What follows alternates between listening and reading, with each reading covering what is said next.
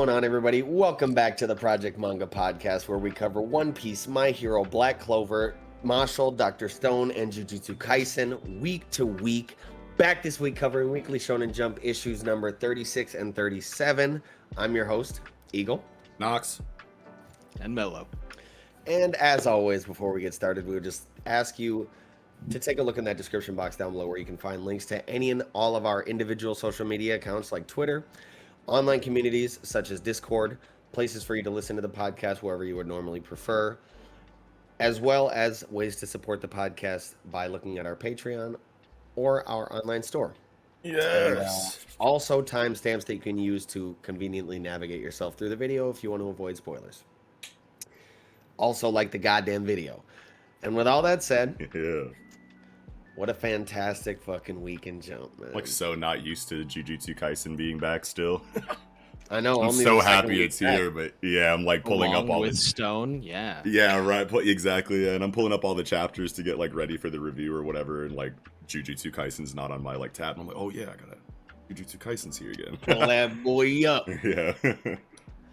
But we might as well get right into it, man. Chapter 154 of Jujutsu Kaisen, sneaking in the subterfuge, man. And we start off this chapter with this little meeting between Panda and Megumi, and kind of get the breakdown from Panda on why he wasn't able to infiltrate the situation just yet, and he was kind of having to, you know, as he put it, play a circus bear part and trying to attract more and more spectators. Right. Hoping that, you know, somebody from Jujutsu High would come along and be able to accomplish what he couldn't. Yes. I love the logic inside of characters in Jujutsu Kaisen. I feel like we talk about it all the time in this segment, but it's been a while since we've had one of these segments. But I feel like everybody always, you know, it has that Hunter x Hunter feel where everyone's always thinking of like all of the variables and choosing like the most efficient route or what they believe to be the most efficient route. And sometimes they can be wrong, you know, about the way they want to go about things. But at the time, it's like, yeah, I love that reasoning. And you always get that feeling in Jujutsu Kaisen in pretty much every confrontation or every, you know, conversation or interaction. Love it. Yes. And we get a little hint at Kirara's ability, which I kind of have a lot of words for later on in the chapter. I don't want to go too deep into it here, but yeah. Now, is it basically Kirara's ability or is it Hikari's ability? I don't think that was ever actually stated. I think, well, yeah, it was stated by them at least. Yeah. I think this is Kirara's ability. Of course, that is their assumption. Right. You know, it definitely couldn't. It definitely could not be. Yeah. But yeah. And even she at one point says that she has Panda marked, and then you see the little marking on his backside. Yeah. So you know we can probably pretty safely presume that what's going on in this chapter is her ability. Yeah, for sure. But, basically, he's like, man, I'm trying to run towards this door, and the distance just never decreases. I don't know what the hell's going on, no matter how fast I run. Yeah, it's like a little dream logic a little bit. Yeah. Where it's like it's very much like dream logic. Like there's like oh god, it wasn't Mugen Train. But it's just like those dreams where you're on the beach running towards like the beach babe and like, you know, you never get closer. Heavy as fuck. Yeah, or you just like never get closer to her. Yeah. Not to get too far off track, but I had a dream when I was younger where I was in my neighborhood, my cul-de-sac, and I was running from this like giant, like 100-foot tall white raptor. And it was like literally like stomping through my yeah, and you're just like running. I weigh like 1,000 fucking pounds. I'm like, oh my god! And it's just regular speed. Yeah. For real, it's like boom, boom, boom, boom, boom. I'm like, yo, I didn't get eaten because you always wake up right before you die. But yeah, and you always wake up right before you get to the Baywatch chick. You always wake up right before, you know what I mean? Like but you never get there, and it always seems like it's going farther away or you're getting slower or something. I love that mellow dream logic. Yeah, it's like those little horror movies where like the first territory expansion they encountered in the series, right? Where they're like, hey, where's the door? It's gone, right? So it feels a little bit like that. It's definitely got that vein of cursed horror movie logic. Yeah, for sure. Totally like that. And I definitely think it's Kirara's ability just because Hikari was doing something at the same time while she's like presumably using it. So And like it there's takes focus. Curse techniques take focus. So there's just been too much like hints and little innuendos that Hakari's ability has something to do with like temperature manipulation Yeah, or like yeah, hot cold type shit, because he himself has said like, oh, I'm feeling hot, like, oh, it's getting cold, da da da. yeah, And now this chapter we get Kirara saying, oh, Kin's feeling hot, yeah. I like when he's feeling hot. But it could be like a hot and cold in regard to like distance, right? Like when you're looking for something and you're close, you're hot. When you're far away, you're cold. You know what I mean? And it could be a situation where their abilities work in tandem with each other. I don't know if we've seen that yet inside of Jujutsu Kaisen, but just thinking of Hunter x Hunter, you have the Ortho siblings inside of the Chimera Ant saga that Killua fought with the darts. You know what I mean? Like the Ortho sibling tags you with a badge, and then the male sibling throws the darts at the board, and then they hit you, and then the fish appear as they come in contact with the board. They pierce you in that spot related to the game or whatever. So, and I understand that Hunter x Hunter's energy system allows you to come up with your technique. You can create your technique and decide what it is. So it allows for things like the Ortho siblings to happen. But you never know. Maybe Kirara tags them, and then once they're tagged, Hakari's ability keeps them from the door or something. I don't know. But like I just wanted to throw that possibility out there. But yeah, to rein it back into this beginning portion of the chapter here with Panda and Megumi, it's just really tight how they're able to just so quickly deduce like a plan of action as to how they want to approach the situation. They're like, all right, we're gonna wait this out, wait for Itadori to be able to meet with Hakari. And like as soon as he gets in there, we gonna have to just take that bitch over, because we don't know if he's gonna like deduce that he's from Jujutsu High and throw him out, and we might not get this chance again. So our best bet is to just get in there, take control of the situation after Itadori makes it in, and go from there. Yeah, I love it. And them talking about, even like before that, them still talking about the technique, this line of dialogue where Megumi's like, does that phenomenon only occur when Kirara is in the monitor room? And I another reason why I love energy systems like Jujutsu Kaisen and energy systems, like Hunter x Hunter, and even probably you see it inside of JoJo's a lot too, is once you have a little bit of information about someone's ability, you use that to have conversations, with people to find out like exactly what the ability is based on a little bit of information you have. It's not just abilities clashing. You're not just a fire, mage versus a water mage, and then you have elemental stuff to worry about. It's so much more of a mental game inside of the characters, because this is a world where the characters are the kind of people that put logical consistency and reasoning above everything else. You have to have these kind of convos, because once you figure out the mystery of someone's ability, it's that much easier, to counter. So I feel like Jujutsu Kaisen does that better than anything, or just as good as any of the other series that I listed. So I think so too. I really like quite a bit their kind of like deductions. They're just like, hey, what about this? Well, I've marked the cameras. Your ability lets you bypass angles a little bit, and like we'll just take over.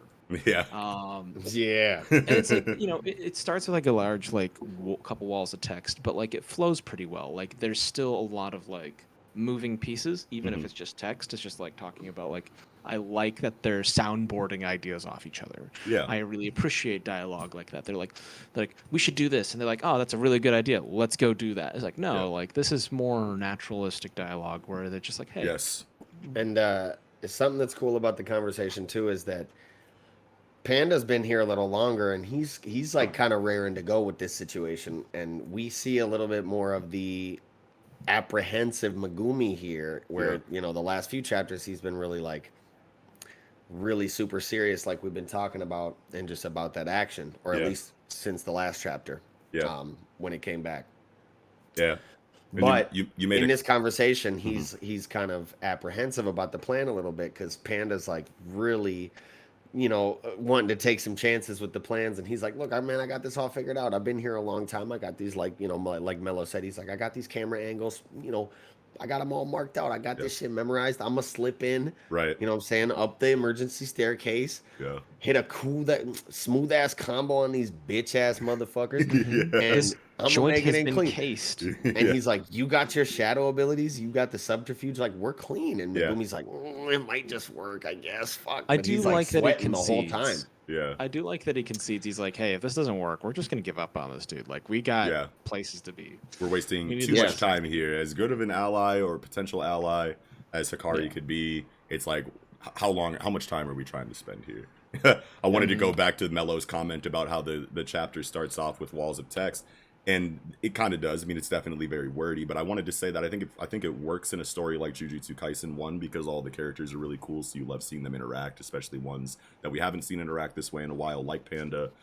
2, there's a lot of like mystery involved in Jujutsu Kaisen, right? So they're having a conversation about what her ability could be. They're having a conversation about how they want to go and sneak into this building, which is a great conversation to have because it lets you know that the stakes are high because they have to do this much to get around things. And when they're trying to have a conversation where they're trying to get to the bottom of something, then that's like interesting, even if it's wordy, because we know that those goals that they're trying to meet are interesting. And the entire process from start to finish is going to be one that Gege knows how to present in a really aesthetically pleasing way, you know what I mean? Whether that's in combat or whether that's in whatever else, the whole entire situation, even if they're just standing here talking, is still entertaining. You know what I mean? Because there's so many things that are that cool about Jujutsu Kaisen.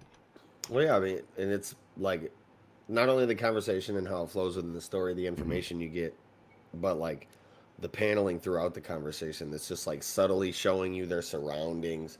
The bubbles are like integrated into the panels in a really smooth way that makes the conversation flow nicely. There's like diagrams mixed in here and there. Like, Absolutely. yeah, it just flows really nicely. It doesn't feel like a chore reading it. Yeah, it's not like, you know, that infamous page of Hunter x Hunter where it's literally It's just a dude's face for like one panel in the top right corner and then literally just words for the rest of the page, and it's like, okay. Damn, Togashi, bro. They do mix it up. I really like the kind of like pacing that they have because like in a heist movie, you can't have a heist without having that war room moment where they're just like, hey, here are the variables. Let's go tackle this. Here's my opinion. We're going to do it. Absolutely. I think this like following action scene on like 6 through 11. Bro, that is panel so on page slick. 6 is drastic. Bro, look at my man. Yeah, coming out the shadows. It reminded me of Mirio in his like permeable, Oh yeah, or whatever the fuck that shit is, like Permeation. Yeah, like when he like the first time you see him use it and he just like keeps running down the fucking into like the ground into the and floor. then pops out like Yeah. body. Phantom Menace. Yeah. When he's going into Phantom Menace, I think is when he like one shots all of the class 1A students or whatever. But you get one panel of him. You get one panel of him like halfway in the ground, like as he's like running, and it like reminded me of this. Oh yeah, it's like Mirio Gear Solid here. Yeah. Like, Mirio Gear Solid. I'm screaming. It's so Gear good. Solid, It's like man. I just love the takedown. I Yeah. love like the quick tape. I like that the zip ties are around the thumbs. Mhm. Yes. Like this, it's like, hey, we're gonna use as little as possible. Yeah. This is as quick as possible. Boom, boom, boom, boom. Like, And what are you It's gonna do like- without thumbs? yeah. For real. It's tight. That's- It's controlled. I like that kind of Yeah. like approach. Very I love efficient. very efficient. Yeah. Yeah. I love little moments like that. And then, we get a little goofy stuff like, hey, it's that circus bear. Yep.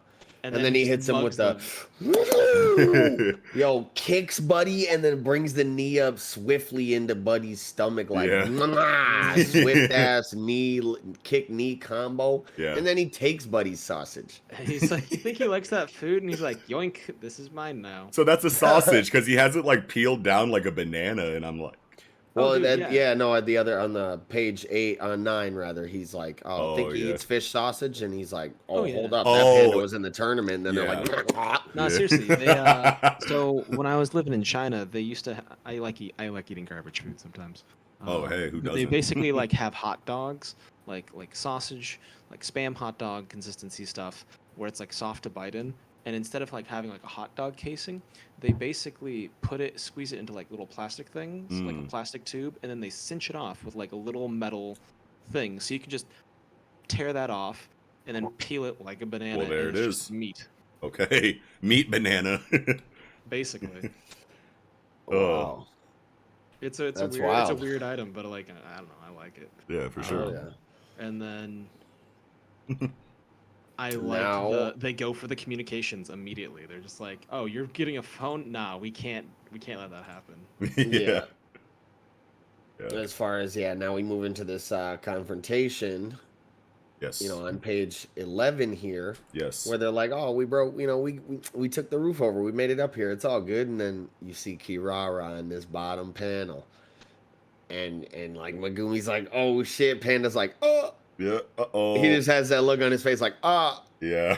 But then like Mello said, she's like, "Oh, Panda," and like immediately deduces, and this isn't just props to Kirara's like abilities of deduction, like any other character in this series. Like sees Megumi, immediately thinks back to the recording. She sees him with Itadori, and she's like, "Oh, fuck, he's from Jujutsu High." You know what I'm saying? Yeah. That other kid must be from there too. Oh shit, he's in danger. Reaches for the phone, is on and popping. Divine And, dog totality comes out. Divine dog totality on her, and she basically just like repels it. Yeah. And The moment This- she touches it, is okay. I'm gonna go on a bit of a spiel here because like I think I have at least a speculation on what her ability has to do with, or Okay. Hikari's. all right, if it is. theorize away. Let's go. Okay, so I'm super interested in this, and when I was reading it, I'm like, "Oh fuck, what does this have to do?" I think that her ability has to do with magnetism. Ooh. I think she can manipulate the magnetic polarity of people, curse techniques like the divine dog, and also places, depending on if she meets the condition or not. And I think that condition is that she has to mark them Sure. or be attacked by them. In the Okay. divine dog's case, Yeah. I'm not quite sure how it's working in Megumi in the divine dog's case right now, but Yeah. basically, I think she can, either make you a positive or a negative, like manipulate your negative or magnetic polarity to affect kind of what's going on with you. In the case of the door, I think that she's marked the building and she's marked Panda, so she's able to make their magnetic polarities opposite in a way where he can never get closer than a certain distance to the door, like he was talking about. She can make, Megumi's positive, the dog's negative, so that they can't separate, like they're talking about, on the later panels when he sends the dog after her, and then he's like, "Mwah!" Gets smacked into the dog. Yeah. And I think that might be what happened with the repelling.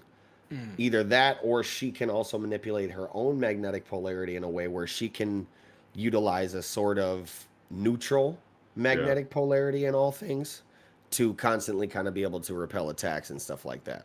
Okay, so I'm I with think this. you're onto I think you're onto something, but then basically what you're saying right now is that if she does have a repel and attract like magnetic, kind of ability like that she has to mark you for, then I feel like Hikari is the distance.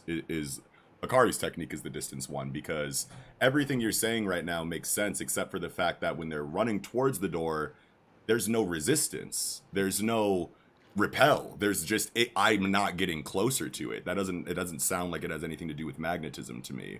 And that's what makes me think that Hikari is the one with this really weird distance related ability that is compared to Satoru Gojo in the fucking chapter, which makes sense because Gojo's like, Hikari's one of the people that could be just as strong as me eventually. So why would you say that unless, there's a lot of reasons you could say that, but if he has an ability similar to Gojo, then it really makes sense. You know what I mean? So I think that this magnetism stuff is great for Kirara inside of the action we've seen with her. Absolutely.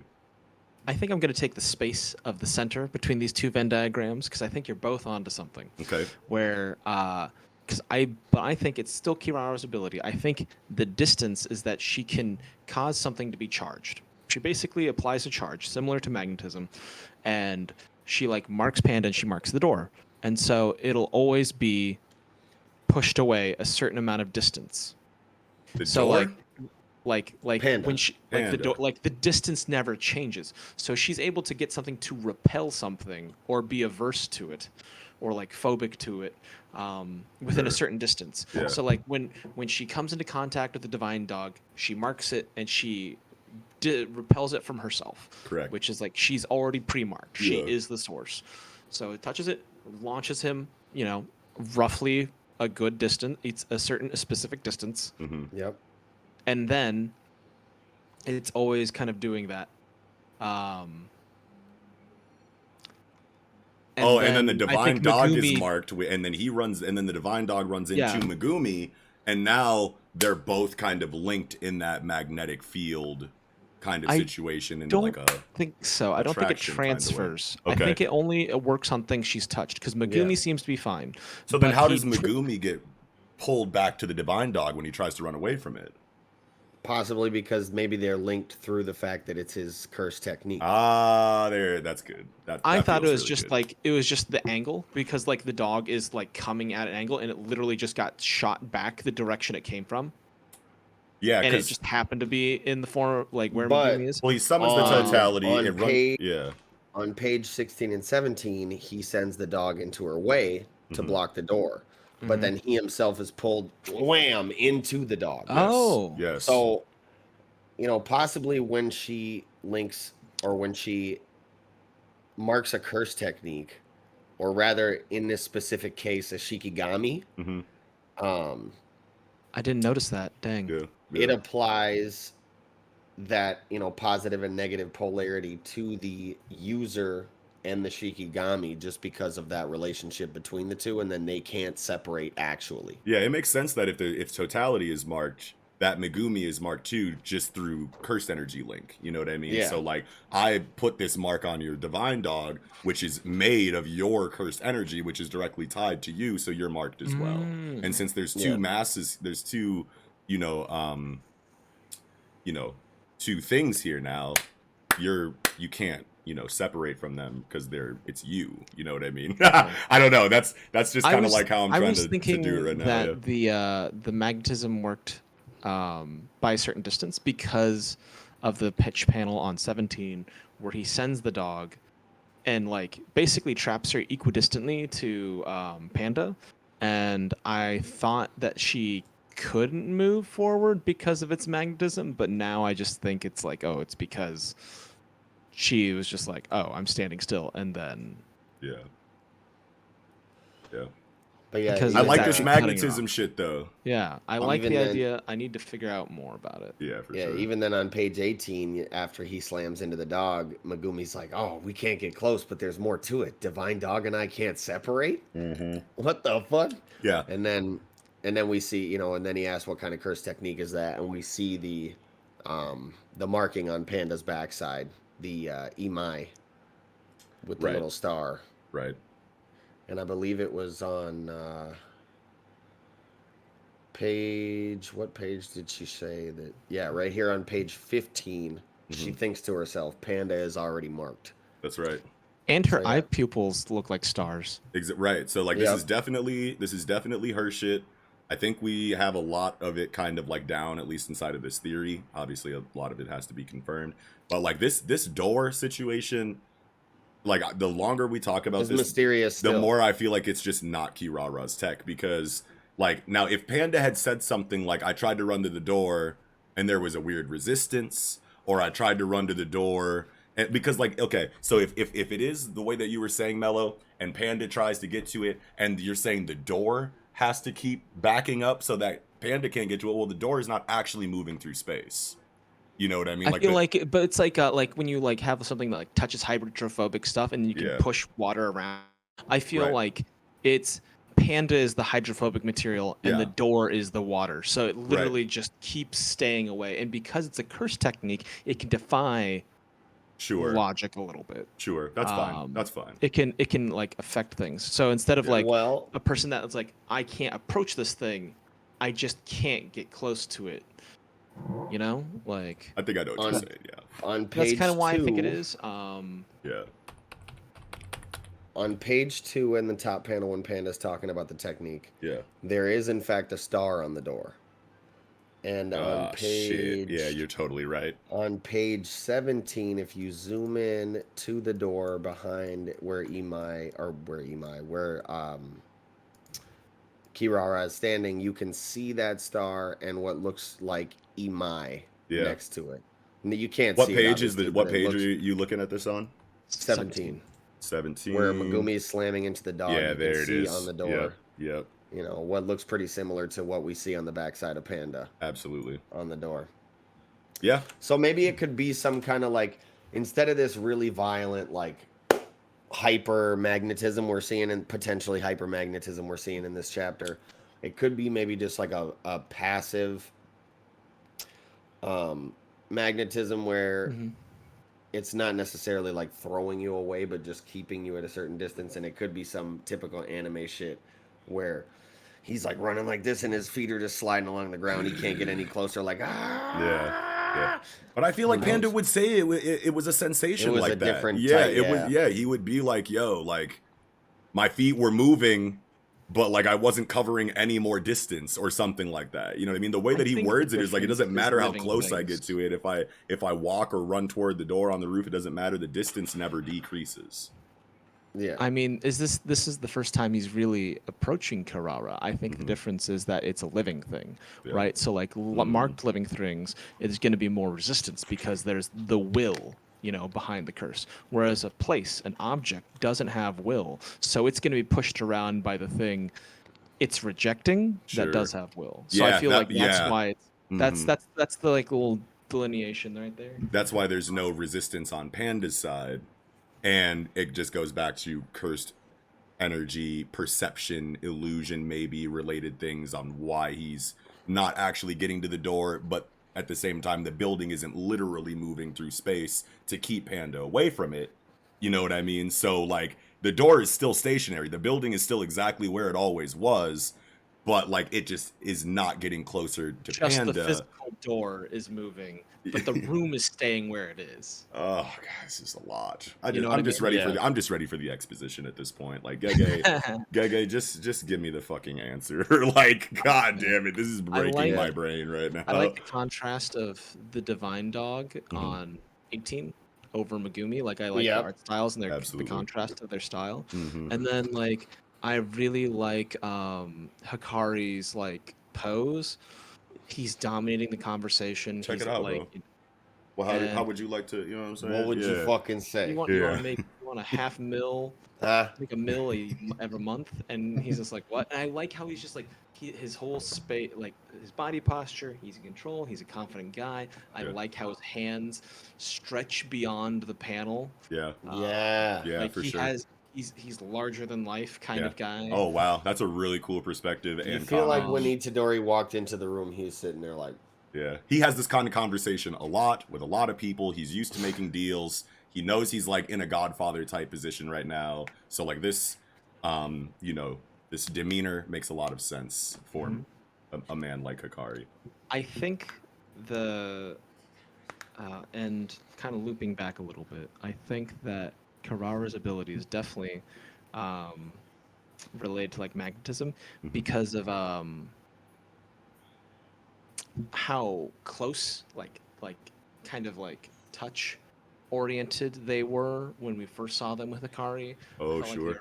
Like they clung to them, right? Like attracted, repel, and I kind of like that kind of like nod at their personality. For sure, absolutely. As a hint,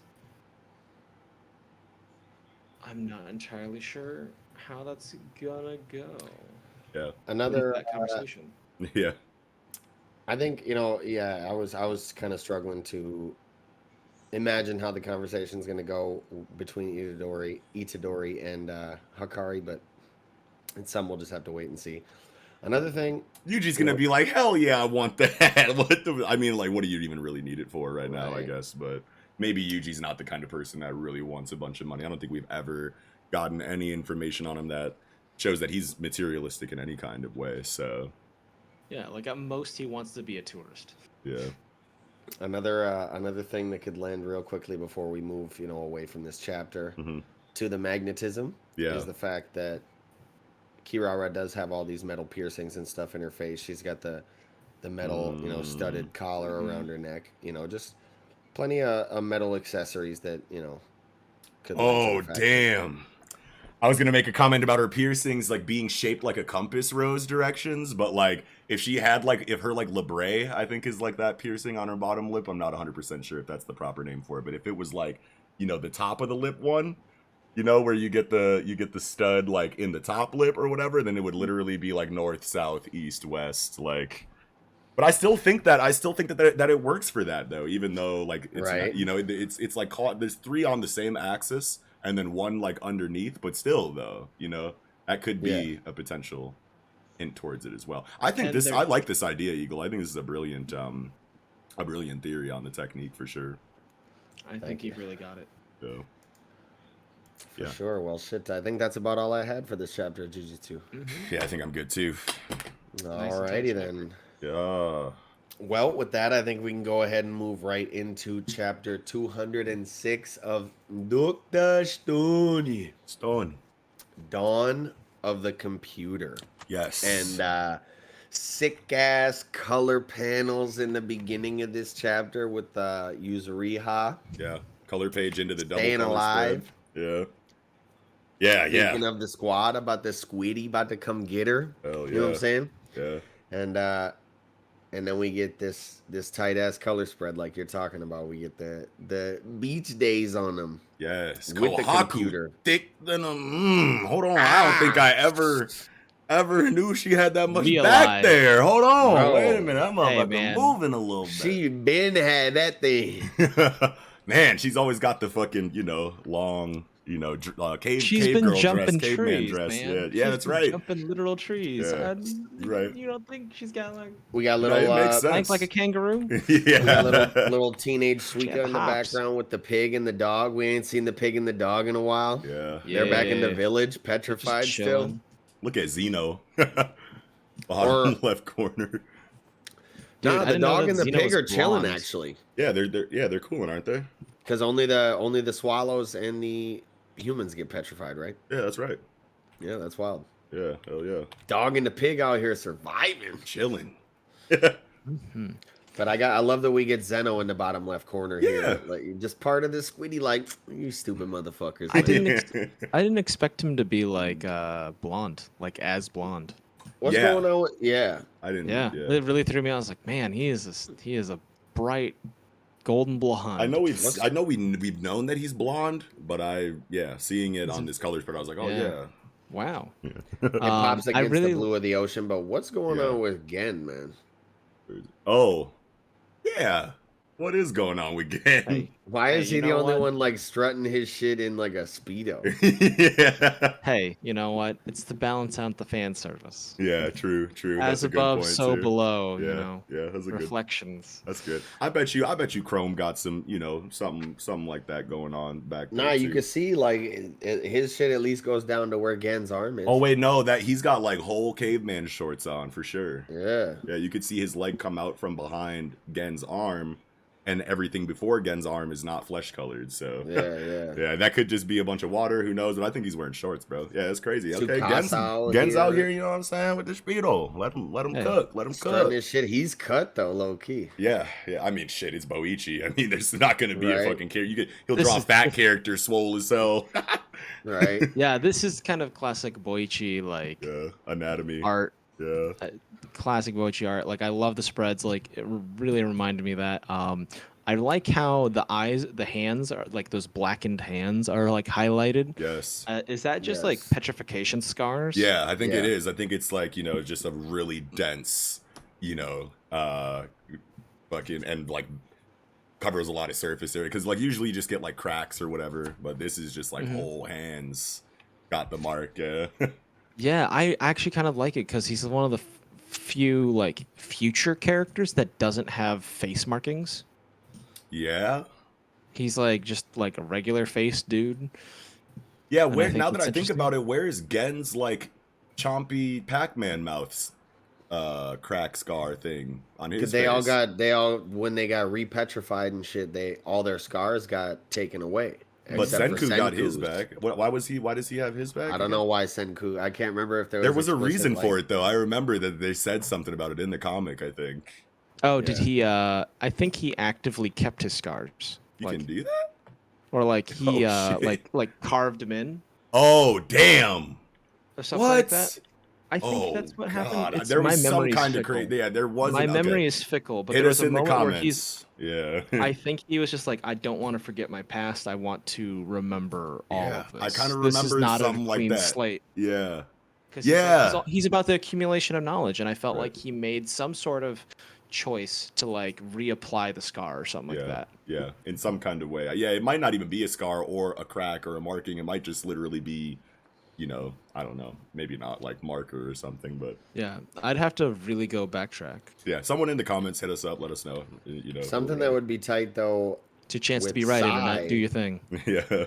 As far as like, why would Sai's hands end up like that Mhm. densely like scarred? Because the reason for that is where the petrification cracks and shit and breaks away, the Yeah. outer layer at least. Hmm. Something that would be tight for his character that I just kind of thought of would be if when he was getting petrified, he was like coding on a computer or something, and like just through the will of his like passion to code, like through the petrification, he was just like Gamer muscles. Those gamer muscles. The petrification could feel Bro, that like like he's all of petrified his and Yeah. his hands are still just going crazy. Oh shit. Yeah, I don't know. Dude, That's a good question.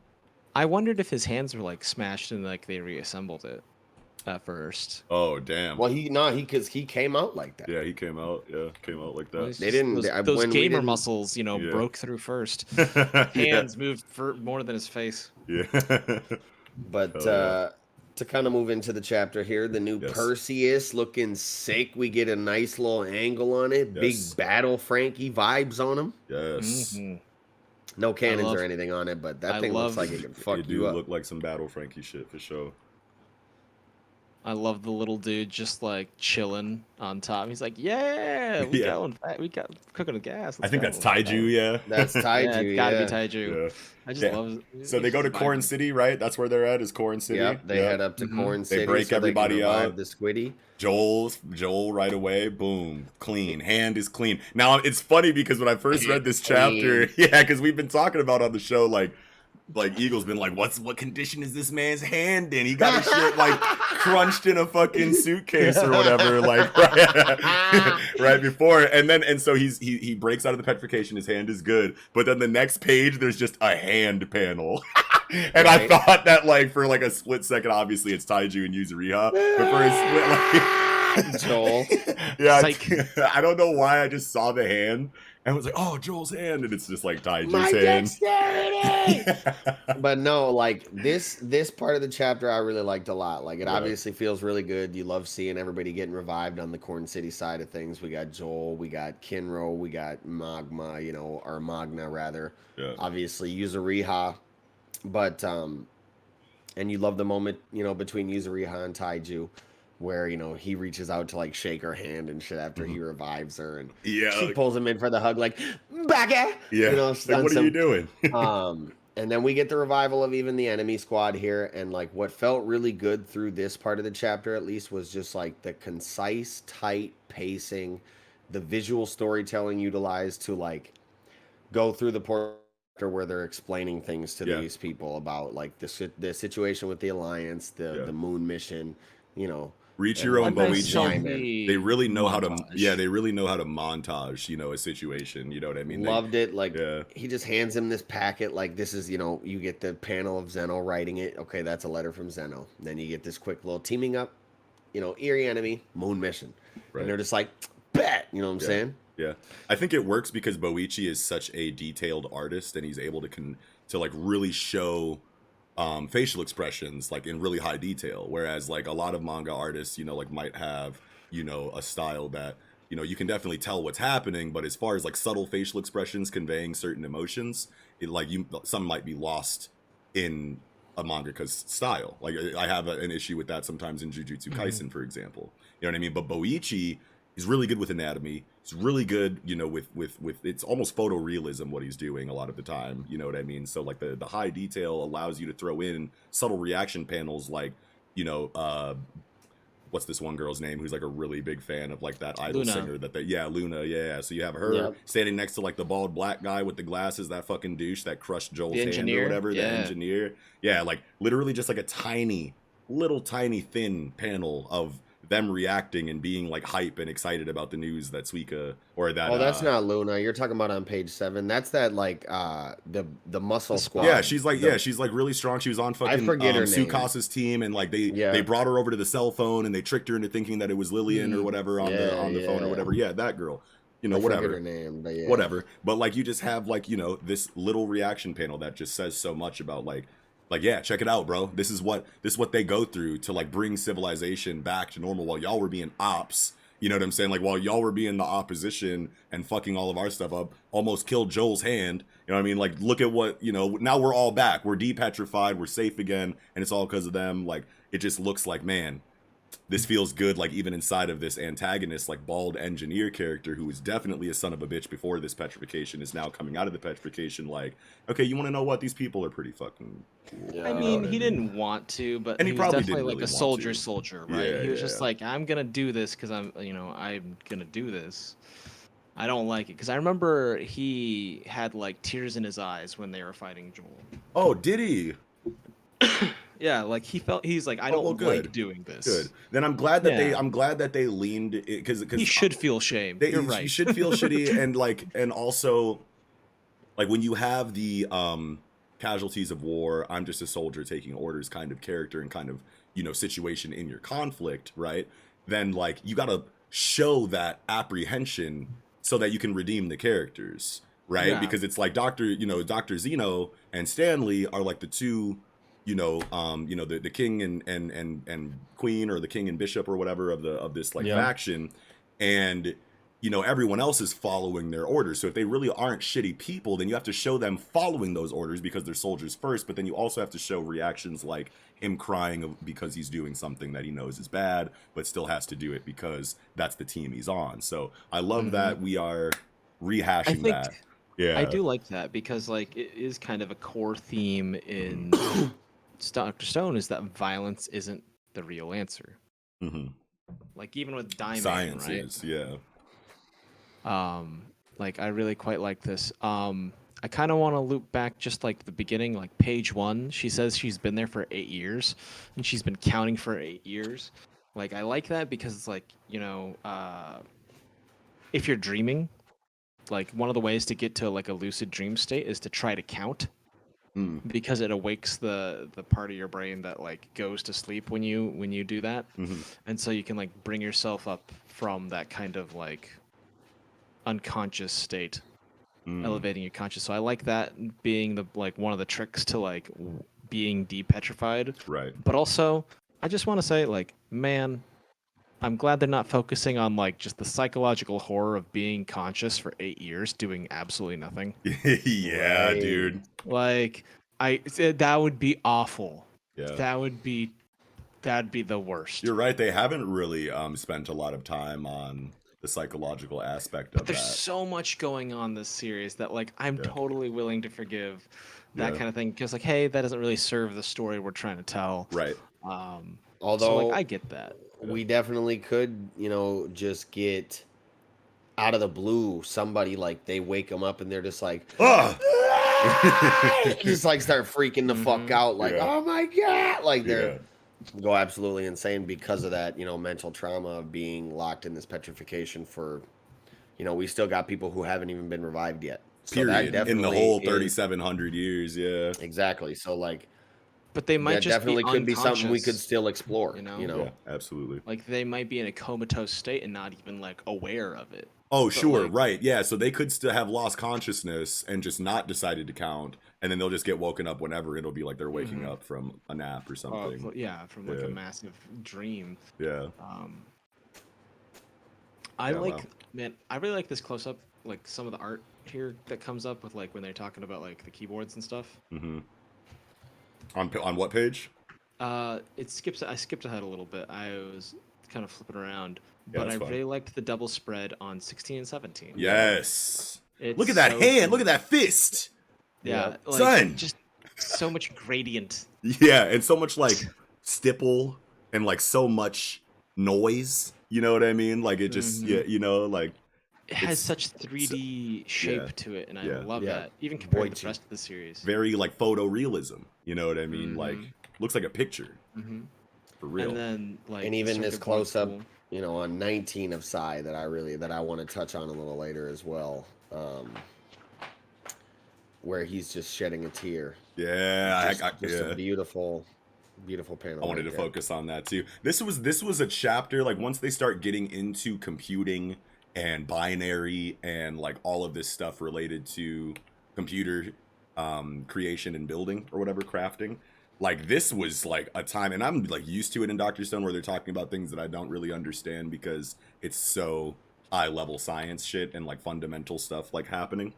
But like this was a chapter where I really was like, okay, even more so than normally. I am so lost on a lot of this shit going on in this chapter. It still like, makes enough sense for the reader. Obviously they keep, making points like this doesn't make sense to people who aren't familiar with this kind of stuff. Like they always do whenever they're talking about like high level science stuff. But even like considering that the history of the story, I'm just like, this chapter was like, holy shit. Okay, Dr. Stone, you got it. It's your world. I'm just living in it. Like, take me, and it's so simple because it's just math, for a lot of it. But then like once they start getting into like 14, 15, like everything on like 14 and 15 and from like 16 to like the end of 18, it was just like, fuck, dude. Like I saw it all come together and it looked so good, but at the same time I'm just like, man, how exactly did we get here from like addition to this finished circuit? You know what I mean? Like goddamn.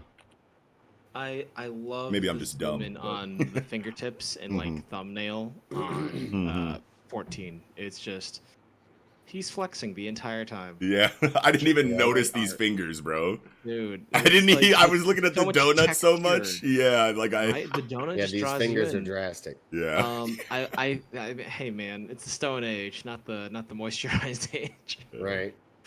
But I like it because it's like it kind of like shows the contrast of how delicate the item actually is compared to like the people making it. Right. Like it Yeah. just heightens that. Like this is really me. small. Like it's so small Yeah. to the point where when we zoom in on it, you can see, high detail in cuticles and pores and shit. Yeah. Like it just serves, and like there's all these little weird things like middle of 15 where he's talking about like if you have swing and you swing some other way, Yeah. wins out, and like the wavelengths and how Yeah. to like explaining stuff like that. That's just wild to me. Yeah. But they're like, okay, we're bringing this in. Like he's able to like work all these little things into his art. Yeah. Yeah, And and I mean a big come up, like- reason why a lot of this was so complicated, I feel like, is because it had to be accurate, and as long as we're on that note, we should commend the fact that Riichiro Inagaki actually brought on a computing consultant now, along with the science consultant Kurare. Yeah. We have a computing consultant, Hiromichi Hachizume of Japan's National Institute of Informatics. Fire. What? Yeah, that's on page 5, in between the panels. Oh my god. Yeah. So right there yeah, at the and I bottom. mean that could definitely be a reason why. I mean, the magazine itself had a break, but I feel like Dr. Stone was also on break for a week. They could have had to, bring on this computing consultant because, Riichiro Inagaki knew they were about to go into some shit. They were like, wrote this into the story. They're like, hold on now, I gotta fucking bring somebody on for this shit because I don't know what the fuck I'm talking about. Exactly. I know how to draw hands super realistically, and then at the same time, I know how to make things like really cartoony. Like Well, that's Boichi, but yeah. page 8, right? Mhm. He's able to have like almost like minimalist cartoonish characters that still maintain enough detail that you know exactly who's who, Yes. and like just playing around with shapes. The range, It's Boichi's versatile. range He's is so wild. versatile. Yeah, absolutely. Yes.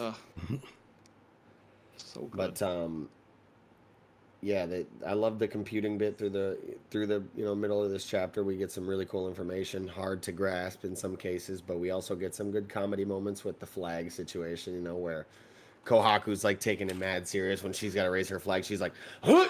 Like brings that bitch up with some gusto, and then when Suika's bringing her flag up, she's like twirls it up like shoot. You can see on page 12 her little illustration of bringing the flag up. She's like twirls it. And I just want to say, like, there is literally nothing wrong with the chapter in regard to how much it confused me. You know what I mean? Like I don't want to say that it's like a criticism, or a negative of the chapter or of Dr. Stone, just in case that that could be, interpreted in that way. I really appreciate the didacticism in Dr. Stone. Like, I feel like more comics in general and not just manga should try to lean into that, because it's just really cool to experience, like, when you have a really good story that's really good at teaching you things at the same time. But like, I just wanted to throw that, because I think it sounded like I was kind of like complaining about it, and it's like, no, I'm just stupid and commenting on it. So no, I think, I mean, getting computers and stuff, and like even like a game like Civilization is that like you start taking off, you get to do some crazy wild stuff, and I usually lose the thread at that point. Like, some of my friends are really good at that game. Yeah. And I lose the thread very often. After that point, I just start doing whatever's fun. Yeah. But like, this is really complex stuff. Like, there's a lot. We live in a world currently that is like so technologically advanced that most people don't understand how or why any of the things they use work. Mm-hmm. Like, there's things like I vaguely know how a sous vide works and how it can like raise the internal temperatures of the food it's cooking. Right. I barely know enough information to scratch the surface of like how to, like, if someone's like, hey, can you try to like make a sous vide? I'd be like, no. Yeah. And that's why I appreciate like Dr. Stone for how, didactic it is, you know what I mean? Because it's like this could have, I don't want to say very easily, but I mean, like, it could have been one of those manga that had like a brilliant idea, brilliant premise, like incredible art, whatever, but just didn't find its audience because it's so the way that it is, and then it either gets axed or like, fades into the realm of obscurity, you know what I mean? And like, but it's like wildly popular, you know what I mean? And it's so important that it is, you know what I mean? I think it's just really impressive, like, beyond like the like very large range of Boichi's art. I think it's really impressive that he walks a very fine line of having a story that could be literally bogged down by an insane amount of details for the sake of accuracy, while also maintaining like a healthy amount of hand waving. Yeah. That's just like, okay, we're not going to pay attention to that. Yeah. And like power through. And like, there's a lot of it doesn't other really series do that often though. You know what I mean? Like, there isn't a whole lot of like hand wave when it comes down to like brass tacks. You know what I mean? Like, I think there is one moment that I can think of where it's like, this is not scientifically accurate. And it's like the entire Ishigami Village situation on how Byakuya's astronaut team repopulated a small area of the planet with like 8 people. You know what I mean? Like, that is just not possible, period. You know what I mean? Like, and at least not possible enough to keep things going generationally, down the line until we get people waking up 3,700 years later. Like, that's just too small of a group. You need like at least like 50 to 100 people to do that safely. But like, that's a hand wave that's like totally fine and makes sense for the story. And there's not a whole lot of that. And I'm not a scientist, I'm not a physician, I'm not or whatever, engineer or whatever you got to be to like thoroughly understand everything that's happening in this manga. But like, I feel like and I've watched this with like, scientists, and engineer friends, and they're like, no, this shit is legit besides that. You know what I mean? So it's like, I really appreciate that. Like, even like they use hand waving sparingly, mostly in the form of like action montages or like exposition montages. Right. And that's a tight wire act to walk, to like produce that kind of product and still maintain like a level of entertainment that I really, really enjoy. Like, it's really impressive to me that it doesn't come balance. off as like pedantic or something. Right, you know? right. Yeah, it's a beautiful balance that they achieved in Dr. Stone, and I'll probably comment on it a lot more throughout the rest of the life of the reviews, just because it's such a drastic point, you know, in the series. But just got to say, like, I appreciate the fuck out of this story, bro, for everything that it does. And I love how everyone's so gung-ho about everything, like, hey, we need 200,000 of these. Everyone, like, loses their fucking minds, and then literally page turn into, like, yep, we got it. Don't even trip, bro. Like, this is our role. You know what I mean? Like, we do our jobs bored here. For 8 years. Yeah. Yeah. Exactly. Let me at him, Chief. I'm finally off the bench. Right, because like you think about it, and it's like, man, if I was the craft expert, if I was Yuzuriha, and I was tasked with finding all of the little tiny pieces that go to like bring a person back, you know, to their like full statue state so that you can safely, you know, revive them, like that's a fucked up ass job.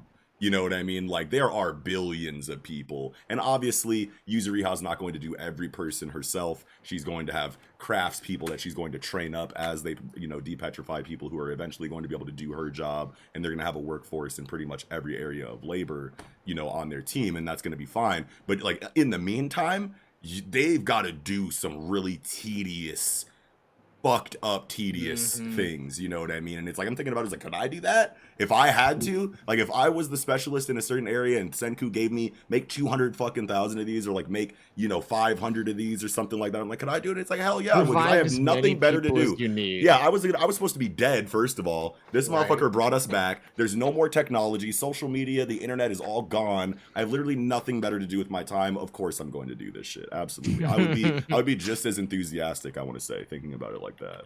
I mean, I feel like it's like you know, it's a very beautiful being part of something that is beyond yourself, that isn't like tainted by like concepts of like us versus them, right? Insider, outsider, nationality, that kind of stuff. Yeah.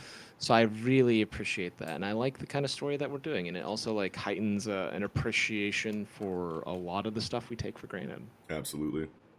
Well said. That, like, surrounds us. Yeah. Hell yeah. So, I mean, something I really liked about the ending portion of this chapter, after we get the computer bit, you know, as Sai is kind of playing with the rudimentary calculator that they have. Just as he's playing with it, and talking about it, he just sheds a tear. Yeah. You know, because he's obviously expected it to be a lot longer before he would ever have something like this, and he's just that passionate about it, and like that to me was just a really great part of the chapter, and it just kind of made me think, like, we can only aspire to that level of passion for something, right? And admiration. Like, where you're just doing this thing, or even talking about it, just will bring a tear to your eye, and like it's like that have scene, you weeping tears of joy, you know? It's that scene that we see all the time in Dr. Stone when people realize the power of science now that you've taken away modern living. You know what I mean? When you take away, you know, everything that you've taken for granted inside of a certain subject, and you see what that subject looks like on a fundamental level, and know that it's like the life spark of everything you've come to know and love in your life. And you're seeing it, you know, on that fundamental level as, you know, you're trying to rebuild the world. It is a very liberating, a very awe-inspiring kind of like moment to be like, wow, so this is what got us here. You know what I mean? Like, this is it working in real time in ways that we would never have a chance normally to see and understand. And here it is. We were fighting for so long over what again? You know what I mean? Like, holy shit, like, look at science work. You know what I mean? It's like the same feeling that, you know, characters in One Piece get when they see Luffy regal as fuck, liberating them from whatever, you know, tyrannical, you know, ruler or dictator Iron Fist shit that they've been going through on whatever island they go to.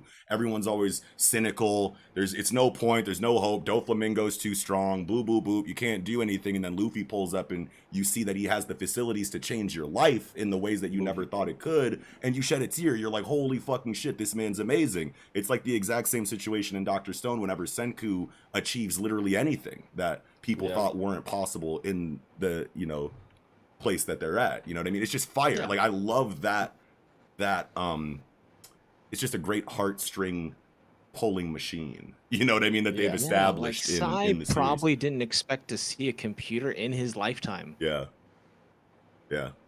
And it's something that like yeah. he standard his whole life on. Like, Mhm. damn. Yeah. Yeah, Absolutely. most definitely.